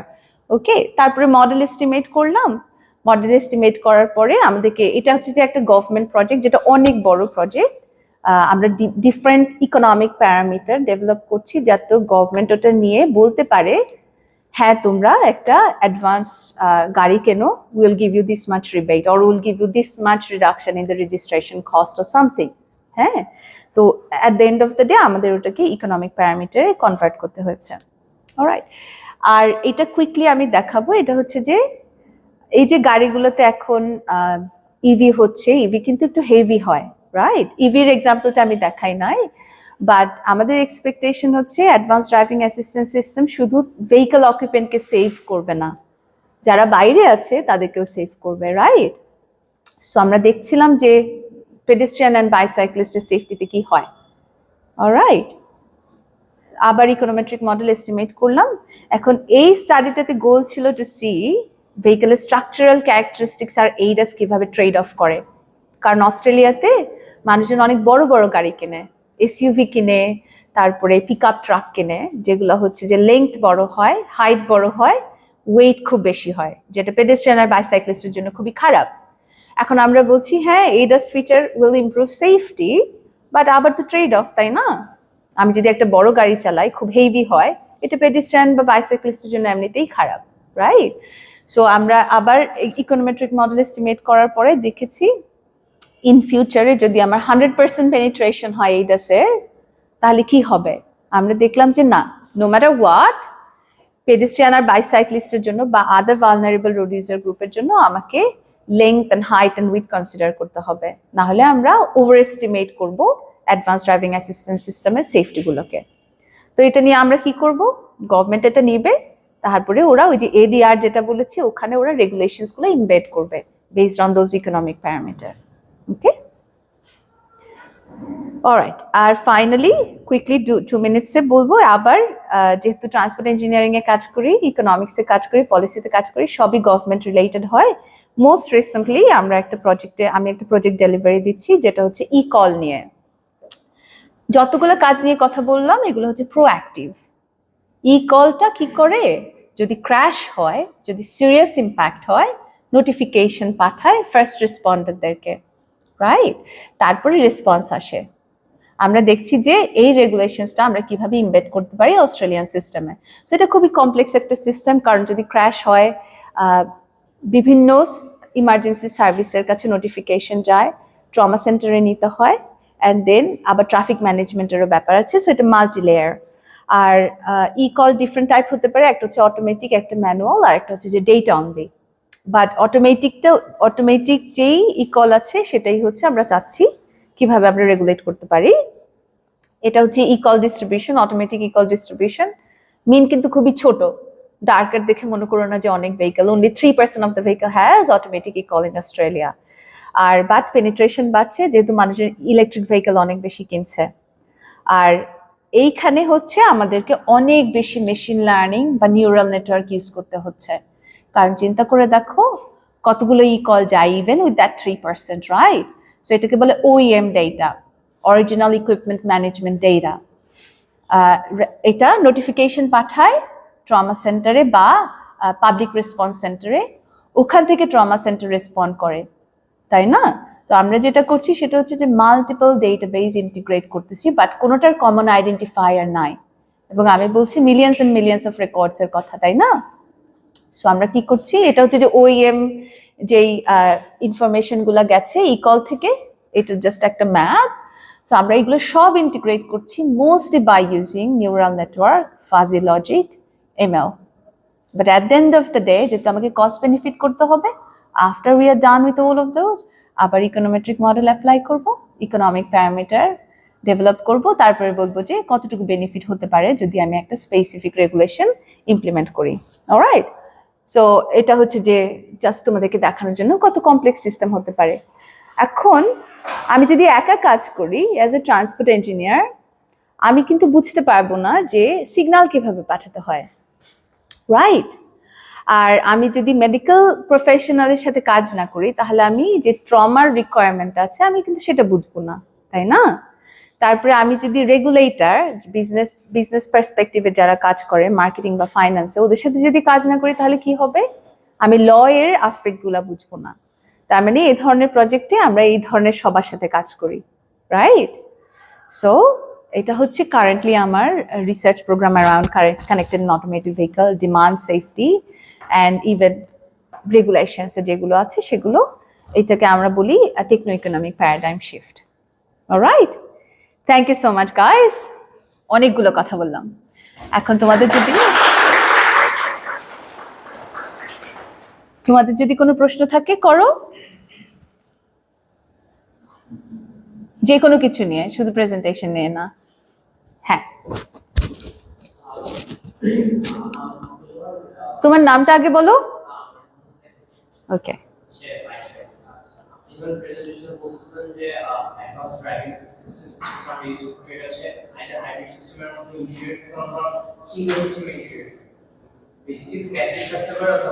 Active থাকতে পারে, হ্যাঁ।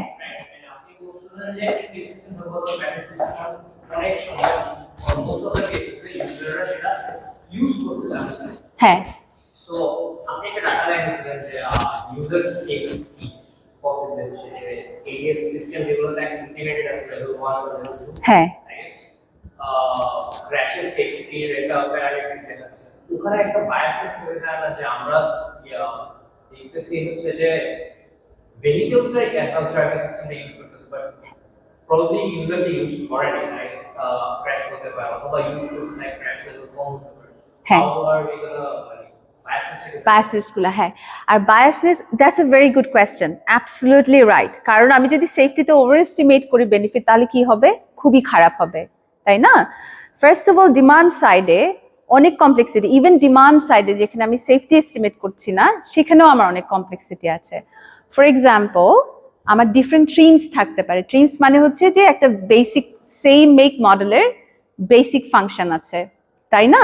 ওটারই একটা হাই এন্ড ভেহিকল থাকতে পারে, তাই না? ওখানেই অনেক ভ্যারিয়েবিলিটি আছে। সো ওই ভ্যারিয়েবিলিটিগুলো ক্যাপচার, তারপরে আবার আছে তোমার একটা হচ্ছে স্ট্যান্ডার্ড, যেটা হচ্ছে যে ওই ভেহিকলটাতে স্ট্যান্ডার্ড হিসেবে আসছে, বাট আবার অপশনাল আছে। মানে কনজিউমার চিন্তা করতে পারে আমি একটু টাকা দিয়ে এই অপশনাল ফিচারটা আমি নিতে পারি, তাহলে নিলাম।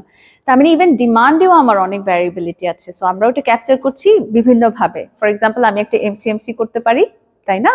বলতে পারি যে let's assign one randomly to 50% of them based on my penetration. আমার কাছে পেনিট্রেশন কনজিউমার ডেটা আছে, রাইট? এতগুলো গাড়ি বিক্রি হয়েছে, কিন্তু আমি এক্সপ্লিসিটলি জানি না আমার ডেটাতে সেই কনজিউমার কোনটা পারচেজ করেছে। তো আমার ডিস্ট্রিবিউশনটা যেহেতু আমি আছি, ডিস্ট্রিবিউশনটাকে আর্টিফিশিয়ালি ইনডিউস করে আমি একটা এমসিএমসি বা ধরো তুমি বেইজিয়ান রান করলা বা ইভেন র্যান্ডম প্যারামিটার এস্টিমেট করলা, তাহলে তুমি ব্যান্ডটা পাইলা, রাইট? সো ওইভাবে হচ্ছে আমরা ডিমান্ডের যে আনসার্টেনিটি আছে সেটা ক্যাপচার করছি। বাট ডিমান্ডে এটা কিন্তু এত রিস্কি না, as long as I know the exposure, right? কিন্তু সেফটিতে প্রবলেম হচ্ছে, over estimation means I am actually sort of like taking the responsibility of different lives, right? So আমরা ওখানে আবার এরকম আর্টিফিশিয়ালি ইনডিউস করছি। আমাদের কাছে ডেটা আছে যেখানে কনজিউমার থেকে আমরা জানি কত percentage of the consumer actually keep it on. এখন সেই কনজিউমার প্রোফাইলটাও তো ডিফারেন্ট কিভাবে হয়? সোশিও ইকোনমিক প্রোফাইল দিয়ে হয়, লোকেশন দিয়ে হয়, রাইট?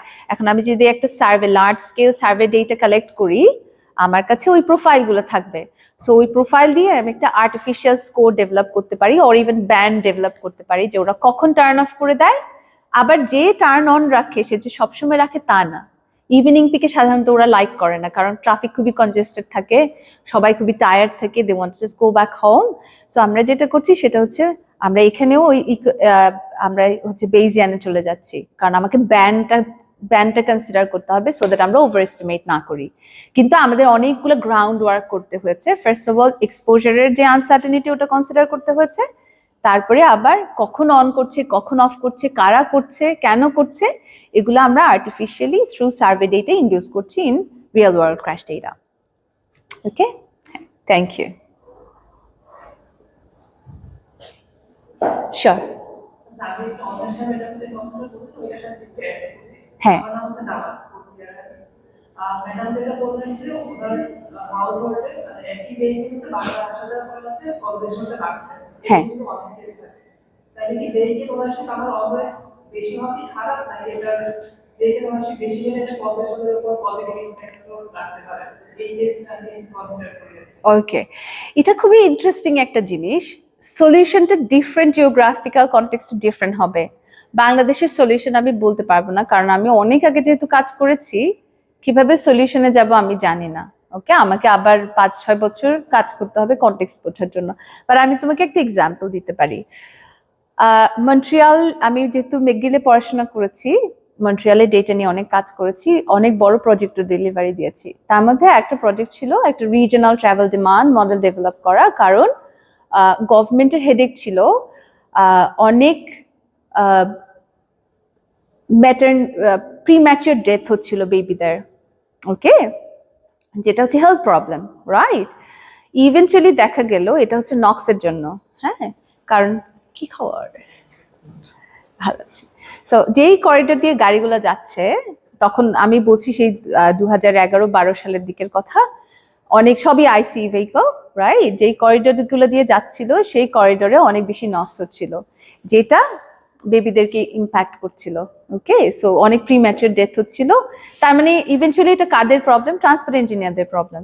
সো আমি ওই প্রজেক্টে স্টুডেন্ট টিম লিড ছিলাম তখন। সো আমরা ডেভেলপ করেছি হচ্ছে ট্রাভেল ডিমান্ড মডেল। এখন ট্রাভেল ডিমান্ডের মধ্যে ভেহিকল ওনারশিপ তো আমাকে করতেই হবে, তাই না? এখন আমার যত এক্সপেরিয়েন্স আছে, যত লিটারেচার আছে, সবকিছু পড়ে আমি জানলাম ভেহিকল ওনারশিপ মানে সবাই গাড়ি চালাচ্ছে, রাইট? কিন্তু মন্ট্রিয়ালে একটা জায়গা আছে, এটাকে বলে মোগোয়াল প্লাটো। এটা হচ্ছে অনেক বড় লোকদের জায়গা, এটা সিটির মাঝখানে। ওদের vehicle ownership level of the roof, মানে এক একটা বাড়িতে 4 থেকে 5টা ভেহিকল ওনারশিপ আছে। কিন্তু ওই এরিয়াতে পাবলিক ট্রান্সপোর্ট ইউসেজ রেট হচ্ছে 80%, 80 to 85%। মিসম্যাচ না ব্যাপারটা? তো ওরা কি করে, শখের বসে গাড়ি কেনে কিন্তু গাড়ি চালায় না, ওরা পাবলিক ট্রান্সপোর্ট ইউজ করে, এবং ওরা পাবলিক ট্রান্সপোর্ট ইউজ করতে স্বাচ্ছন্দ্য বোধ বেশি করে, কারণ মন্ট্রিয়ালের পাবলিক ট্রান্সপোর্ট কানেকশন অনেক ভালো। ওদের মেট্রো আছে, ওদের বাস আছে। আমার এক পিএইচডির ফাইনাল ইয়ারে আমার পা ভেঙে গেছিল, 1 ব্লক বরফের উপর দিয়ে হাঁটতে হলো। আমি একটা ট্যাক্সি নিতে চাইলাম, ট্যাক্সিওয়ালা আমাকে নেয় নাই। You can walk, it's just a block. তা আমি আমার কাজ দেখাইলাম, বলি কি না ইউ ক্যান ওয়াক। তো ওখানকার কালচার হচ্ছে এটা। হ্যাঁ, ওদের কিছু কিছু জায়গায় মন্ট্রিয়ালের পকেট আছে, যেটা খুব বড় লোক এরিয়া আছে, ওদের ভেহিকল ওনারশিপ হচ্ছে অফ দ্য রুফ। কিন্তু ওরা ড্রাইভ করে অনলি সামারে, একদিন একটু গাড়ি নিয়ে বের হলো, দ্যাটস অল। ওদের public transport usage rate is very high. তো এখন আমি যদি ওই কনটেক্সটে বলি, আমার কোনো রাইট নাই বাংলাদেশের প্রবলেম নিয়ে কথা বলার। বললাম তো 20 বছর আগে কাজ করেছি না, তো আমি কনটেক্সট জানি না। বাট আমি যদি বাংলাদেশের কথা বলি, কেউ যদি আমাকে বলে যে হ্যাঁ তুমি আসো 5-6 বছর, কনটেক্সট বুঝো, কারণ আফটার অল কেউই কোনো খারাপ সিচুয়েশনে থাকতে চায় না। সো কনটেক্সট না বুঝে কথা বলাটা খুবই risky, right? But let's say hypothetically বলছি, আমি যদি দেখি, আমার কাছে মনে হয় ভেহিকল ওনারশিপটা প্রবলেম না, কারণ আমি যদি ওন করতে পারি, I want that flexibility. But আমার যদি পাবলিক ট্রান্সপোর্টটা ভালো হয়, তাহলে কিন্তু at the end of the day আমি পাবলিক ট্রান্সপোর্ট ইউজ করব। আজকাল ওই দিন হাদি ভাই বললো যে উনি মেট্রো ইউজ করে, তাই না? কেন ইউজ করে? কারণ এটা ফ্লেক্সিবল। তুমি গাড়ি নিয়ে আসলা, পার্কিং লাগলো, রাস্তায় একটা ঝামেলা হতে পারে, কিন্তু পাবলিক ট্রান্সপোর্ট কিন্তু ওই দিক থেকে অনেক ভালো। এখন আমাদের পাবলিক ট্রান্সপোর্টের কথা যদি বলি, স্পেশালি বাসের কথা, আমাদের অপারেটর হচ্ছে I don't know, perhaps like 400-500। কোনো এক্সপ্লিসিট রেগুলেশন নাই, যে যেখান দিয়ে ইচ্ছা ওখান দিয়ে যাচ্ছে, রাউট প্ল্যানিং নাই। আমাদের আছে পাবলিক ট্রান্সপোর্ট সিস্টেম, হয়তো আছে, আমি জানি না কতটুকু, বাট আমার কাছে মনে হয় আমাদের রেগুলেশনস দরকার, at least around public transport. Walking খুবই আনসেফ। আমাদের রিক্সা আছে। আমরা যখন স্টুডেন্ট ছিলাম, শামসুল হক স্যার বলতো যে রিক্সা হচ্ছে যে আমাদের কে অনেকটুকু বাঁচিয়ে দেয়, কারণ স্টপ অ্যান্ড গো, রাইট? রিক্সার কারণে স্লো হয় ট্রাফিকগুলা, রাইট? কিন্তু তাও ওটা তো আমরা যেই মেইন রোডগুলোর কথা বলছি, সেই মেইন রোডগুলোতে স্লো হলে তো হবে না, কারণ ডিরেক্টলি ইম্প্যাক্টেড দ্য ইকোনমি। তো স্যার ওই এক্সাম্পলগুলো দিত, কখন আমার ওকে দরকার, কখন আমার ওকে দরকার নাই, রাইট? তখন ওই যে আমাদের এখানে রাস্তাটার নাম কি, ঢাকা কলেজের সামনে রাস্তাটাতে কিন্তু রিক্সা আর গাড়ি একসাথে চলতো, তারপরে তো রিক্সা আলাদা হয়ে গেল, রাইট? সো বাংলাদেশের প্রবলেম আমরা আমাদের স্কিল সেট হচ্ছে হিউম্যান স্কিল সেট। আমাদের দেশের মানুষের অনেক বুদ্ধি আছে, কিন্তু আমাদের রেগুলেশনসের অভাব আছে। রেগুলেশনস আবার এনফোর্স করতে হয় আমাদের। সো হ্যাঁ, ওনারশিপ থাকুক, সমস্যা নাই, কিনতে পারলে ফ্লেক্সিবিলিটি দেয়। একদিন হয়তো আমার ইমার্জেন্সি হলো, একদিন হয়তো আমি গাড়ি চড়তে চাইবো, কিন্তু তাই বলে প্রত্যেকদিন কমিউটিং এর জন্য হয়তো দরকার নাই। কিন্তু আমার একটা অল্টারনেটিভ দরকার, সেটা পাবলিক ট্রান্সপোর্ট হওয়া উচিত ছিল। ওকে, বাংলাদেশের প্রবলেম নিয়ে আমি কিছু জানি না, তারপরে বললাম, এই জন্য বললাম হাইপোথেটিক্যাল। হ্যাঁ, সো চলো পলিসি একটা ফ্রেমওয়ার্ক বানাই, তাই না? হ্যাঁ, আর কোনো প্রশ্ন আছে? হ্যাঁ, শিওর। Finally somebody. বলো, আবার একটু বলো। ইকোনমিক্স মডেলের ফাইন্যান্স একটা ইস্যু, কিন্তু কস্ট অ্যানালাইসিস বাদে আর কি ফ্যাক্টর কনসিডার করা? ওকে, ও ভেরি ইন্টারেস্টিং। যখন আমি বলেছি যে ফাইন্যান্স অর মনিটারি ভ্যালু, তা কিন্তু আসলে সবসময় টাকা না, রাইট? ধরো আমি বললাম কি বলতে পারি, কনভিনিয়েন্স। ধরো কনভিনিয়েন্স তো আমি টাকায় কনভার্ট করা টাফ, রাইট? কারণ আমরা হিউম্যান বিং, আমাদের মাথায় একটু ডিফারেন্ট ভাবে কাজ করে। সো লেটস সে সামহাও আমি কনভিনিয়েন্স একটা ফ্যাক্টর ধরতে পারলাম, রাইট? এটা কিন্তু মনিটারি কস্ট না, তাই না? সো যতগুলো ফ্যাক্টর আছে সবগুলোকে আমি একটা, যদি কন্টিনিউয়াস হয় তাহলে আমি ট্রেড অফ বা মার্জিনাল রেট অফ সাবস্টিটিউশনে কনভার্ট করতে পারবো। আর যদি কন্টিনিউয়াস ভ্যালু না হয়, আমি পার্সেন্টেজে কনভার্ট করতে পারবো। তো ওগুলো সবই আসলে হচ্ছে যে economic factor rather than monetary values. আর ট্রান্সপোর্টে তোমরা তো বিভিন্ন ইয়ারের, তোমরা জেনারেলাইজ কস্ট ফাংশন নিয়ে একটু পড়াশোনা করবা। জেনারেলাইজ কস্ট ফাংশনটাই হচ্ছে তোমার, যেখানে আমার travel time and travel cost থাকে। বা travel time and travel cost ছাড়া আমার আরো কিছু ফাংশন থাকতে পারে বেসড সাম কন্ডিশনস। এগুলো যে সবসময় মনিটারি ভ্যালুতে কনভার্ট করতে হবে তা না। ওকে, সো ধরো আমি একটা ইউটিলিটি ফাংশন বানালাম, যেখানে আমার এইজ আছে, জেন্ডার আছে, আমার ইনকাম আছে। আমার ইনকামটা একটু economic, like directly monetary value. Travel time আছে, ট্রাভেল কস্ট আছে, আমার বাসায় কয়জন আছে, অন্বেষা একটা এক্সাম্পল দিল, রাইট? তারপরে হচ্ছে যে আমি কোথায় চাকরি করি, কি করি, এগুলো সবই আমার ওই ইউটিলিটি ফাংশনে থাকতে পারে। এখন আমার যদি ধরো একটা পলিসি ইভ্যালুয়েট করতে হয়, যেটা হচ্ছে আমার ধরো working from home, right? Working from হোমের অ্যারাউন্ডে হয়, ওটাকে আমরা ওইভাবে একটা ইকোনমিক প্যারামিটারে কনভার্ট করি, ইকোনমিক্স প্যারামিটারে কনভার্ট করি। সবসময় মনিটারি ভ্যালু হতে হয় না, পার্সেন্টেজ হলেও হয়। মনে হয় যে সবসময় টাকা নিয়ে কাজ করছি, ব্যাপারটা তা না। ওকে, চয়েসের জেনারেট করার ক্ষেত্রে হচ্ছে, যেমন আপনি বলছেন যে অ্যানালাইসিসের ক্ষেত্রে শুধু হচ্ছে চয়েস মডেলিং করতেছেন, ওখানে তো এমএল ইউজ করতেছেন। মাঝে মাঝে করছি যখন দরকার হচ্ছে। হ্যাঁ, আমার যখন purely driven by specific problem set, তখন হয়তো শুধু পিওর ইকোনমেট্রিক্স ইউজ করছি। বাট চিন্তা করো, আমার আরো অনেকগুলো এডাস ফিচার আসতেছে, তাই না? তখন আমার পক্ষে কিন্তু ইকোনমেট্রিক্স দিয়ে এই চয়েস সেট ম্যানেজ করা সম্ভব না, কারণ অনেকগুলো জিরো থাকে, রাইট? সো আমার তো একটা অপটিমাল সলিউশন লাগবে, তখন আমরা এমএল অ্যাপ্লাই করছি। তাহলে কি হচ্ছে, যখন হচ্ছে আমি চয়েস সেটটাকে অপটিমাইজ করতেছি, যেমন হচ্ছে যদি ফুল ফ্যাক্টরিয়াল ডিজাইন করি তাহলে তো হাজার হাজার, সেটাই আমি করছি এখন, ফুল ফ্যাক্টরিয়াল। হ্যাঁ, যদি হচ্ছে আমি এফিশিয়েন্ট ডিজাইন করি বা হচ্ছে র্যান্ডম ফ্যাক্টরিয়াল ডিজাইন করি, সো ওই ডিজাইনের ক্ষেত্রে তো হচ্ছে ওইখানে কি ব্যাকএন্ডে আমি এমএল ইউজ করতেছি, যেমন হচ্ছে ইঞ্জিন, যেমন হচ্ছে একটা সফটওয়্যার, ওরা তো ব্যাকএন্ডে মেইনলি হচ্ছে এমএলটা ইউজ করতেছে। হ্যাঁ, সো ওই জায়গায় কি এমএল ইউজ করে আর অপটিমাইজেশনের চান্সেস আছে? হ্যাঁ। হচ্ছে অ্যানালাইসিসের ক্ষেত্রে আমি এমএল নিয়ে খুব বেশি আগাতে পারতেছি না, এটা ঠিক না। At the end of the day সবই আমার টুল। আমি টুল অ্যাডপ্ট করি বেসড অন মাই রিসার্চ গোল। এখন আমি ইকোনমেট্রিক মডেল লাইক করি, সেজন্য আমি ইকোনমেট্রিক্স বেশি অ্যাপ্লাই করি। হ্যাঁ, তার মানে এই না যে তুমি একটা প্রবলেম অন্য আরেকটা টুল দিয়ে সলভ করতে পারবে না, এই জন্য বলছি অ্যাজাইল, রাইট? এখন যদি কেউ আমাকে চান্স দেয় যে তুমি শুধু ইকোনমেট্রিক্স ইউজ করো, আমি খুবই খুশি হব, বাট সেটা তো আমাকে সব সলিউশন ইফেক্টিভলি দিচ্ছে না, right? So sometimes based on the problem আমাকে অন্য মেথড অ্যাপ্লাই করতে হচ্ছে। সবকিছু ডিপেন্ড করে তোমার এক্সপার্টিস কি and at the end of the day তুমি কি রিসার্চ কোয়েশ্চেন অ্যান্সার করছো। ওকে, হ্যাঁ, বা আমি ইকোনোমেট্রিক্স লাইক করি, লাইক মানে দ্যাটস মাই প্যাশন। হ্যাঁ, আবার এখন যেটা আমরা করছি সেটা হচ্ছে একই প্ল্যাটফর্মে দুটোটা এমএল অ্যান্ড ইকোনোমেট্রিক্স অপটিমাইজ করছি rather than separately.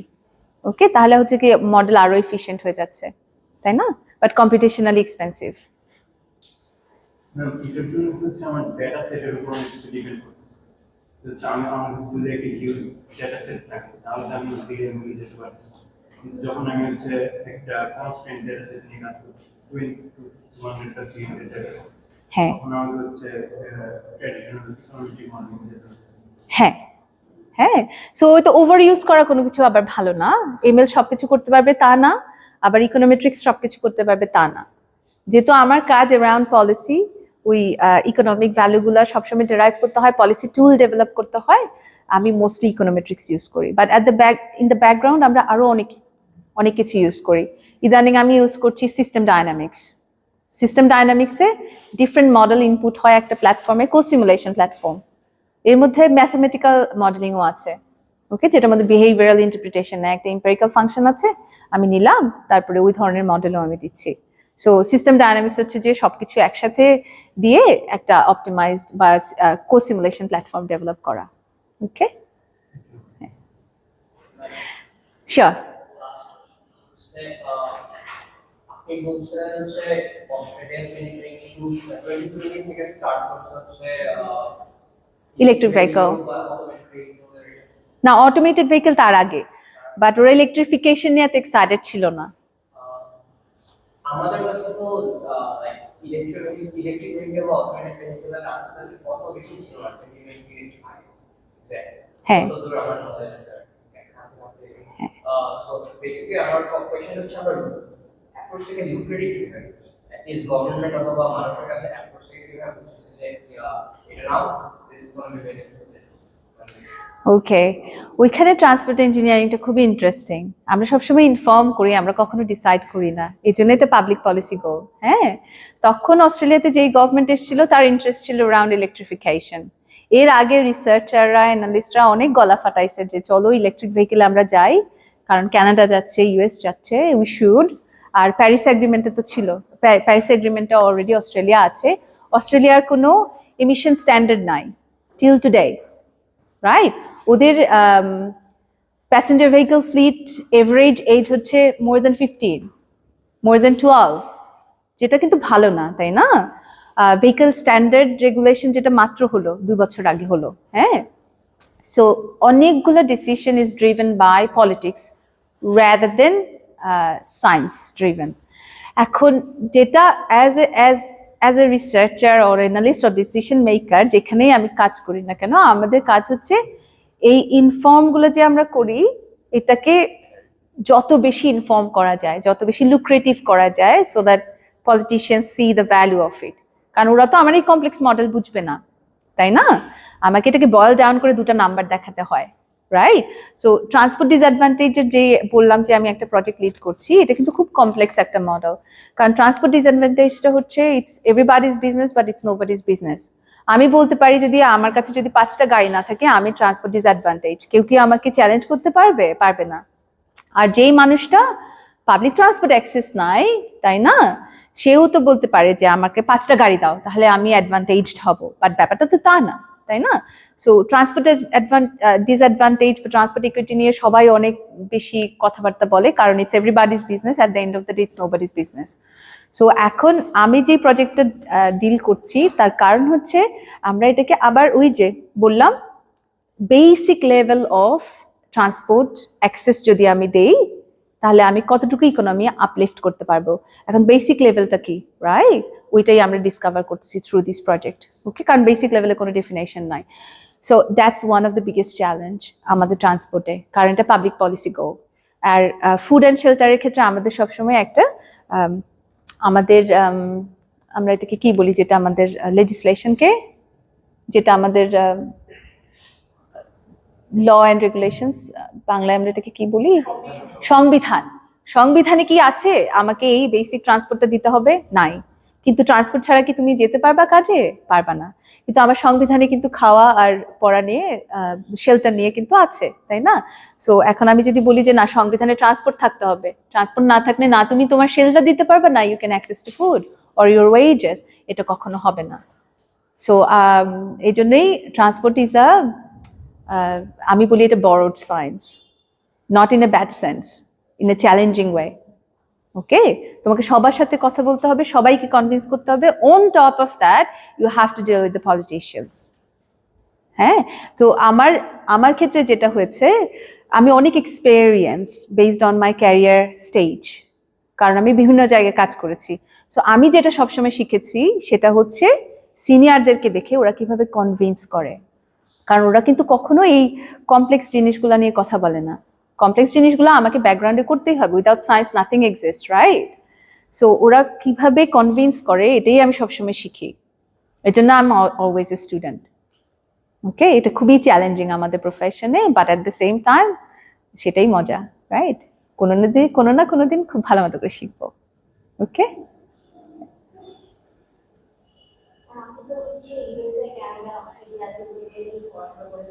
O that's great. হ্যাঁ, আমি পড়াশোনা করার জন্য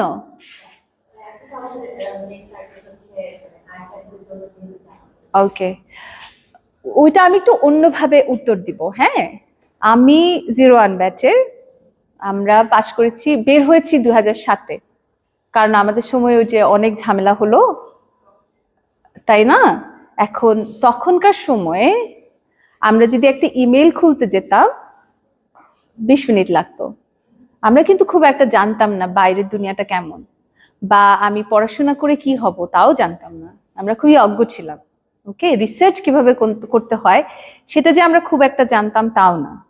আমাদের হচ্ছে যে বুয়েট লাইব্রেরিতে চটি বই ছিল, আমরা ওগুলা পড়েই রিসার্চ বুঝতাম। ওকে, সো আমাদের মধ্যে এটা একটা স্ট্রেংথ ছিল, কিন্তু যেহেতু আমরা অজ্ঞ ছিলাম, কারণ আমরা যেই অপরচুনিটিটা পেতাম, যেই সুযোগটাই আমাকে দেয়া হতো, আমাদের মধ্যে ওই গ্রিডটা ছিল, আমি ওটাই নিব, I will convert it to the best in my capability. কারণ সবাই ইন্ডিভিজুয়াল, আমার মতো দুনিয়াতে কেউ আর আসবে না, সো আমাকে তো কারোর সাথে কম্পেয়ার করবো না, রাইট? সো আমার যেটা সবসময় মাথায় থাকতো, এই অপরচুনিটিটা আমি এখন পেয়েছি, I'm gonna make sure that this is mine and I am putting my best. So সেই ক্ষেত্রে আমার মাথায় কখনো ছিল না আমি কোথায় যাব। বাট ক্যানাডাতে যাওয়ার একটা কারণ হচ্ছে আমি ইউএস হেট করি, সরি অন্বেষা, কেন হেট করতাম সেটাও বিকজ অফ ইনফরমেশন। অল্প একটু টিভি দেখতাম, তাতেই দেখতাম ইউএসএতে এই হয়ে যাচ্ছে ওই হয়ে যাচ্ছে, তো আমার কাছে মনে হতো যে না, এটা খুব ভালো জায়গা না আমার জন্য। আর ইন দ্য মিন টাইম একটা প্রফেসর ছিলেন, প্রফেসর রিচার্ড টে, উনি বুয়েটে এসেছিলেন। সো আমার কাছে মনে হলো ওনার কাছে পড়াশোনা করতে পারলে ভালো হবে। সো ক্যালগারিতে অ্যাপ্লাই করলাম, শামসুল হক স্যার হেল্প করলো, ওইভাবেই চলে গেছি। আর কোনো আইডিয়া আমার ছিল না কি করতে হবে কি না করতে হবে। বাট মাস্টার্স করার সময় আমার একটা গোল ছিল যে আমি একটা বড় ইউনিভার্সিটিতে যাব, যেটা হচ্ছে ভিক্টোরিয়ান বিল্ডিং আছে। দেখো পড়াশোনা নিয়ে পরে এসছে, বড় ইউনিভার্সিটিতে যাব, ভিক্টোরিয়ান বিল্ডিং থাকতে হবে। হ্যাঁ, আর যেহেতু ইউএস প্রেফার করতাম না, তো মেকগিল, ইউনিভার্সিটি অফ টরন্টো বা Waterloo, university of Alberta like করতাম না, কারণ ওখানে খুবই মানে ঠান্ডা, বাইটিং কোল্ড ওখানে। ক্যালগারি আর এডমন্টন কাছাকাছি, কিন্তু ক্যালগারিতে শিনুক আছে, বাট এডমন্টন খুবই বাইটিং কোল্ড, পছন্দ করতাম না খুব একটা। বাট আলবার্টাতেও ট্রান্সপোর্ট বেশ বড় ছিল। মেকগিলে তখন বেশ কিছু প্রফেসর এসেছেন যারা খুবই top class in the world. আর নাভিন, আমার পিএইচডি সুপারভাইজারের কিছু পেপার পড়েছি, তখন আমার মাথায় ছিল যে ও হয়তো বুড়া নাইলে মরে গেছে, নাহলে না হয় কিভাবে এত কঠিন পেপার লিখলো। তারপর যখন অ্যাপ্লাই করতে গেলাম দেখলাম যে ও নাভিন এলুরু তো মাত্র অ্যাসিস্ট্যান্ট প্রফেসর। তারপরে আমি ওকে গিয়ে বললাম, আমি ভাবছি তুমি না হয় বুড়া, না হয় মরে গেছো, নাহলে কিভাবে মানুষ এত কঠিন পেপার লিখে। সো আমাদের দ্য পয়েন্ট ইজ, আমরা যেহেতু অজ্ঞ ছিলাম, আমরা একটু অ্যাজাইল ছিলাম, আমরা অপরচুনিটি নিতাম, যাই আসতো আমাদের কাছে। আমাদের মধ্যে ওই ইচ্ছাটা ছিল যে আমরা we are just going to make it big in my own capacity. কারণ আমি কখনো যদি আমাকে কম্পেয়ার করি কারোর সাথে, I'm never going to be happy. কারণ আরেকজন তো ডিফারেন্ট, আমি ডিফারেন্ট, রাইট? আমি ওভাবেই ফ্লো করেছি, কিন্তু যা পেয়েছি made sure that I am the best there. কারণ I am not the most brilliant person in the room, but I am the most hard working person. Okay, so hard working এর উপরে কোনো কিছুই নাই, and that's how you become a global citizen. এই জন্য কোথাও যেতে চাইলে কেউ আমাকে আটকাবে না, রাইট? সো আমার কাছে মনে হয় don't think about the country too much. Yes, at the end of the day it matters, কারণ তোমাকে তো একটু ভালো জায়গায় যেতে হবে। আর সুপারভাইজার ম্যাটার করে খুব বেশি। আমি এখনো ইয়াং, আমার যতই ব্যস্ততা থাকুক, আমি আমার প্রত্যেকটা স্টুডেন্টকে সপ্তাহে 1 ঘন্টা মিটিং থাকে। আর আমার স্টুডেন্টদের জন্য আমি হচ্ছি 7-Eleven। they can access me 24/7, যেটা আর কেউ করতে পারে না। ওকে, সো এটা আমি না শুধু, by the way, most of the supervisors are like that. সুপারভাইজারের সাথে একটু কমিউনিকেট করাটা ইম্পর্টেন্ট, কারণ at the end of the day এটা হিউম্যান ইন্টারাকশনস, রাইট? তার মানে আমি যে করা না তা না, আমি খুবই করা সুপারভাইজার। ওকে, বাট যারা কাজ করে ওরা লাইক করে, কারণ আমি অ্যাক্সেসিবল, আমি টাইম দেই। ওকে, কোয়ালিটি মেনটেন করার চেষ্টা করি, নো ম্যাটার হোয়াট, অপরচুনিটি দেওয়ার চেষ্টা করি। সো আমার কাছে মনে হয় সেইটা important rather than where you are going, সেটাই। আর আমি যদি কাজের কথা বলি, আমি ইউএস পছন্দ করতাম না, কিন্তু আমি ইউএসএতে গেছি। আমার সুপারভাইজার তখন ইউএসএতে মুভ করছিল, আমাকে বলছিল তুমি পিএইচডি তাড়াতাড়ি শেষ করেছো, you owe me 1 year, so তুমি আমার সাথে চলো। আমার কাছে মনে হয় সবার একবার ইউএসএতে কাজ করা উচিত, নো ম্যাটার হোয়াট। পড়াশোনার কথা আমি বলবো না, পড়াশোনা ডিফারেন্ট। ওকে, কারণ ইউএস এর মার্কেট এত বড়, এত কম্পিটিটিভ, দুনিয়াটা যে কত বড় হতে পারে এটা হয়তো ইউএসএতে কাজ না করলে খুব একটা বোঝা যাবে না। অলরাইট, সো আমি ইউএসএতে কাজ করতে পছন্দ করেছি, বা থাকার জন্য পছন্দ করি নাই। ওকে, শিওর, থ্যাংক ইউ। আর কোনো প্রশ্ন আছে? হ্যাঁ,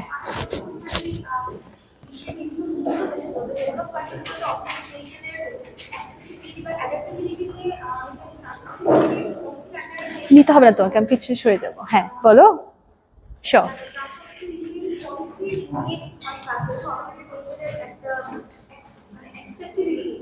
হ্যাঁ,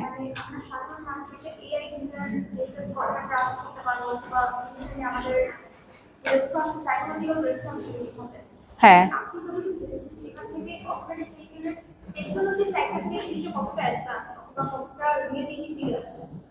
অলরাইট, এটা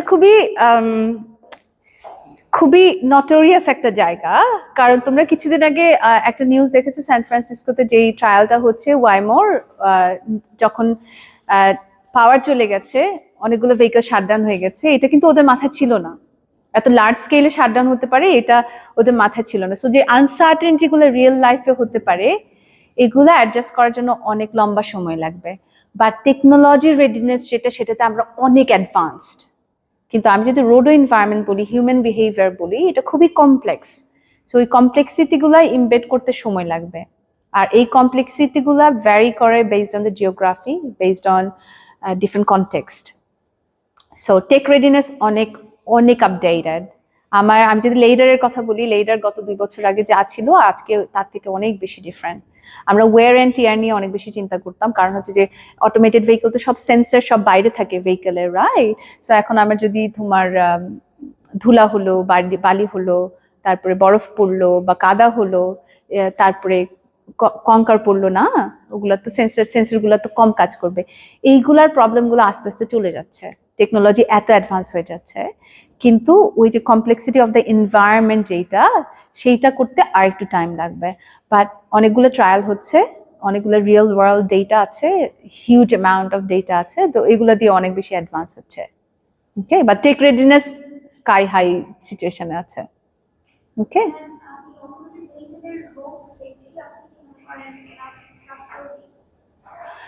না, আমাকে যদি এক শব্দে উত্তর দিতে হয়, না। কারণ হচ্ছে এই কারণে যে situation can be very complex. আমি একটা এক্সাম্পল দিই যেটার সাথে কানেক্টেড এন্ড অটোমেটেড ভেহিকলের কোনো রিলেশন নাই, বাট কমপ্লেক্সিটিটা বোঝার জন্য। একটা জায়গায় একটা কাপল গাড়িতে পার্কিং লটে নট আউটসাইড, ইনসাইডে পার্কিং লটে অপেক্ষা করছিল, কিছু একটা নিচ্ছিল, রাইট? তারপরে তোমার একজন প্যাসেঞ্জার সিট বেল্ট খুলে ফেলেছে যেহেতু কার ইজ স্টপড, রাইট? আরেকজন হচ্ছে কিছু একটা খুঁজছিল। তার মধ্যে থেকে পিছন থেকে একটা গাড়ি আসলো, এসে ধাক্কা দিল, আর একটা প্যাসেঞ্জার বেন্ড করে ওয়াজ টেকিং আপ সামথিং, তার স্পট ডেড হয়েছে। ওকে, এটা কি transport problem, safety problem? Definitely, right? এখন connected and automated vehicle trial এতটুকু পর্যন্ত যায় নাই যে আমি এই ধরনের রেয়ার ইভেন্টের কনটেক্সট ইমবেড করতে পারি। আমরা এখন যেই কনটেক্সটগুলো ইমবেড করার চেষ্টা করছি সেগুলো হচ্ছে যে more or less typical contextual situation rather than very complex. এখন ওই ক্ষেত্রে যে এক্সাম্পলটা দিলাম, আনফর্চুনেট ইভেন্ট, বাট এই ক্ষেত্রে আমি অলরেডি জানি কার ফল্ট, রাইট? এখন কানেক্টেড অ্যান্ড অটোমেটেড ভেহিকেলের ক্ষেত্রে যদি এটা হয়, আমি কাকে রেসপন্সিবিলিটি দিব, কাকে লায়াবিলিটিস দিব, তাই না? খুবই কমপ্লেক্স। আমি কি অপারেটরকে দিব, কাকে দিব? We don't know that. আবার আমরা চাই সেফ হোক, সো আমাদের এই ধরনের কমপ্লেক্স রেয়ার ইভেন্টগুলোকেও ইমবেড করতে হবে, which is very difficult, but progress হচ্ছে। Science is very fast, but regulation slow. Okay, হ্যান্ডসে যায় না, বাট আমি বলবো যে খুবই ফাস্ট মুভ করতেছে। তাই বলে যে আগামী 3 বছরে আমরা সব কানেক্টেড ভেহিকল দেখবো রাস্তায়, তা কিন্তু না। Alright, sure. আপনার একটা স্লাইডে ফুল টাইপ ডিস্ট্রিবিউশন, আমি একটু জানতে চাচ্ছি ফুল টাইপ ডিস্ট্রিবিউশনের সাথে অ্যাডাপশনের কোনো রিলেভেন্স আছে? রিলেশনশিপ, হ্যাঁ, কারণ ওই যে বললাম electric and hybrid vehicle, 70% of electric and hybrid vehicle is coming equipped with different ADAS feature as standard, but IC এর আপটেকটা এত হাই না, সো ওখানে একটা মিসম্যাচ আছে। ওকে, হ্যাঁ, fuel type distribution broad category, broad category. Specific fuel তো depend করছে uptake, diesel.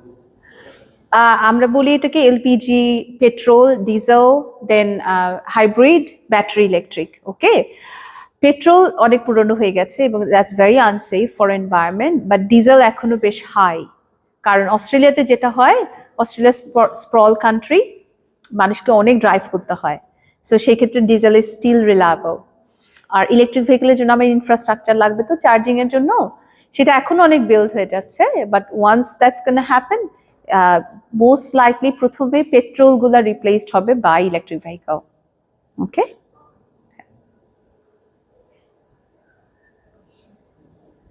Scholarship নিয়ে কারো কোনো প্রশ্ন আছে? যেহেতু তোমরা পড়াশোনা করতে যেতে চাও বাইরে, হ্যাঁ, অস্ট্রেলিয়ান মাস্টার্স মানে করে তারপরে পিএইচডির জন্য অ্যাপ্লাই করা যায়? বাংলাদেশের জন্য মাস্টার্স হচ্ছে ম্যান্ডেটরি। ওকে, অ্যানুয়াল স্কলারশিপ রাউটের জন্য, বাট আমার কাছে মনে হয় একটু রিসার্চ এক্সপিরিয়েন্স না নিয়ে পিএইচডি করলে ঝামেলা হয়, কারণ পিএইচডি খুবই, হ্যাঁ, লং টার্ম কমিটমেন্ট, বাট খুবই ফাস্ট ট্র্যাক।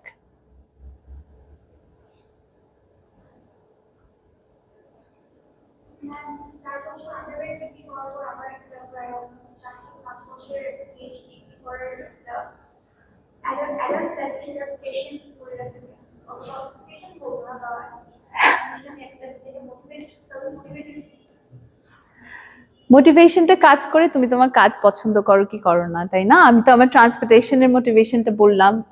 আমরা যখন মাস্টার্স পিএইচডি করছি তখন কিন্তু তোমার ফিল্ডটা অন্যদিকে যাচ্ছিল, তার মানে যে আমি আমার ফোকাস চেঞ্জ করেছি তা না, আমি কিন্তু খুবই traditional transport researcher, right? But আমার প্যাশন ওখানে, আই টুক দ্যাট রিস্ক, এই জন্য আমি আমার কাজ লাইক করি নো ম্যাটার হোয়াট। আমার কাছে মনে হয় it's important to understand what you do and think about it. Take a bit of step back, চিন্তা করো যে এটা তুমি পছন্দ করো কিনা বা তোমার পারপাস কি। জাপানিজে একটা কনসেপ্ট আছে, এটাকে বলে ইকিগাই, পড়তে পারো। ছোট একটা চটি বই আছে, ইকিগাই এমনিতেও অনলাইনে সার্চ দিলে অনেক কিছু পাবা, তোমরা বই পড়ো কিনা জানি না, বই পড়তে পছন্দ করলে পড়তে পারো।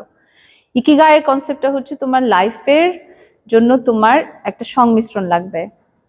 সংমিশ্রণের মধ্যে প্রথমে হচ্ছে তোমাকে তো টাকা আর্ন করতে হবে, or else you cannot live by your life, right? কিন্তু ওর সাথে অনেক কিছু সংমিশ্রণ হবে। ফার্স্ট অফ অল প্যাশন হতে হবে সেটা, then you have to give back, তাই না? এরকম 5টা-6টা কম্পোনেন্ট আছে। আমি theoretically I live by my life with that kind of principle. এই জন্য আমি happy, okay, with what I do. আমার কাছে সবসময় মনে হয় I am contributing, and I think self satisfaction and then a passion is most important. তখন 4 বছরকে 4 বছর মনে হয় না। Okay, sure.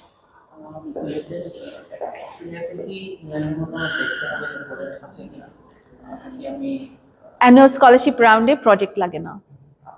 অ্যানুয়াল স্কলারশিপ রাউন্ডের ফ্লেক্সিবিলিটি এটা, হ্যাঁ, অ্যানুয়াল স্কলারশিপ রাউন্ডে তুমি অ্যাপ্লাই করতে পারো। আগে সুপারভাইজারের সাথে যোগাযোগ করা ভালো, ওকে। ওই যে বললাম একটু প্রোফাইল বিল্ড করলে ভালো হয়, আর সুপারভাইজারকে একটা স্ট্রং রেকমেন্ডেশন লেটার দিতে হয়। সুপারভাইজার যদি তোমার সাথে অ্যাগ্রি না করে তাহলে তো লেটার দিবে না, তাই না? হ্যাঁ, ওকে, প্রসপেক্টিভ সুপারভাইজার আই মেন্ট। ইংল্যান্ডের মতোই আসলে, হ্যাঁ তাই, বাট একটু ডিফারেন্ট আছে। ইংল্যান্ডে অ্যানুয়াল স্কলারশিপ এত বেশি নাই অস্ট্রেলিয়াতে যত আছে, ওকে। ইংল্যান্ডে একটু মিক্স, মোস্টলি ওদের হচ্ছে কনসোর্টিয়াম থেকে মানি আসে, আমাদের এখনো কমনওয়েলথ থেকে মানি আসে। কনসোর্টিয়াম হচ্ছে প্রজেক্ট, বাট প্রজেক্টগুলো হচ্ছে মাল্টি কান্ট্রিজ টুগেদার, এগুলোকে কনসোর্টিয়াম বলে। মানে তোমার multiple billions of euros kind of project, ওই জন্য ওগুলো থেকেও তোমার একই রকম প্রসেস, তো ওগুলো থেকেই মোস্ট লাইকলি হায়ার হয়। ওদের আমাদের মতো এত গভর্নমেন্ট ফান্ডেড স্কলারশিপ নাই, যেটাকে আমি অ্যানুয়াল স্কলারশিপ রাউন্ড বলছি, ওকে, বাট প্রসিডিওরটা একই রকম, ওকে। শিওর। স্কলারশিপের জন্য মানে আমার হচ্ছে সিজি যেটা আমরা সিজি করছি ওটা, আর হচ্ছে research undergrad level,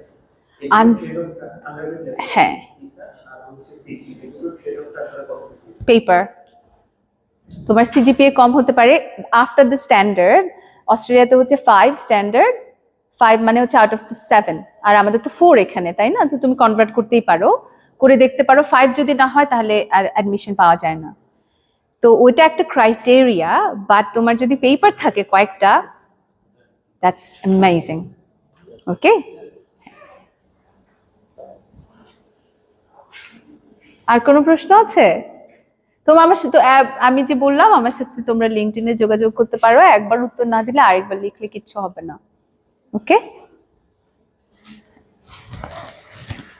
alright, thank you guys. অনেক কথা বললাম, টিচারদের কাজই হচ্ছে কথা বলা,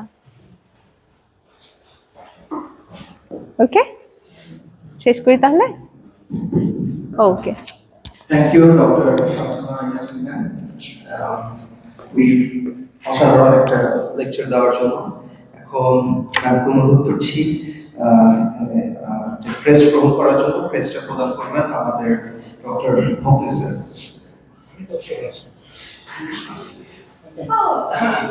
তো আমরা প্যাশন এইখানে আমি ইনফরমেশন দেব না।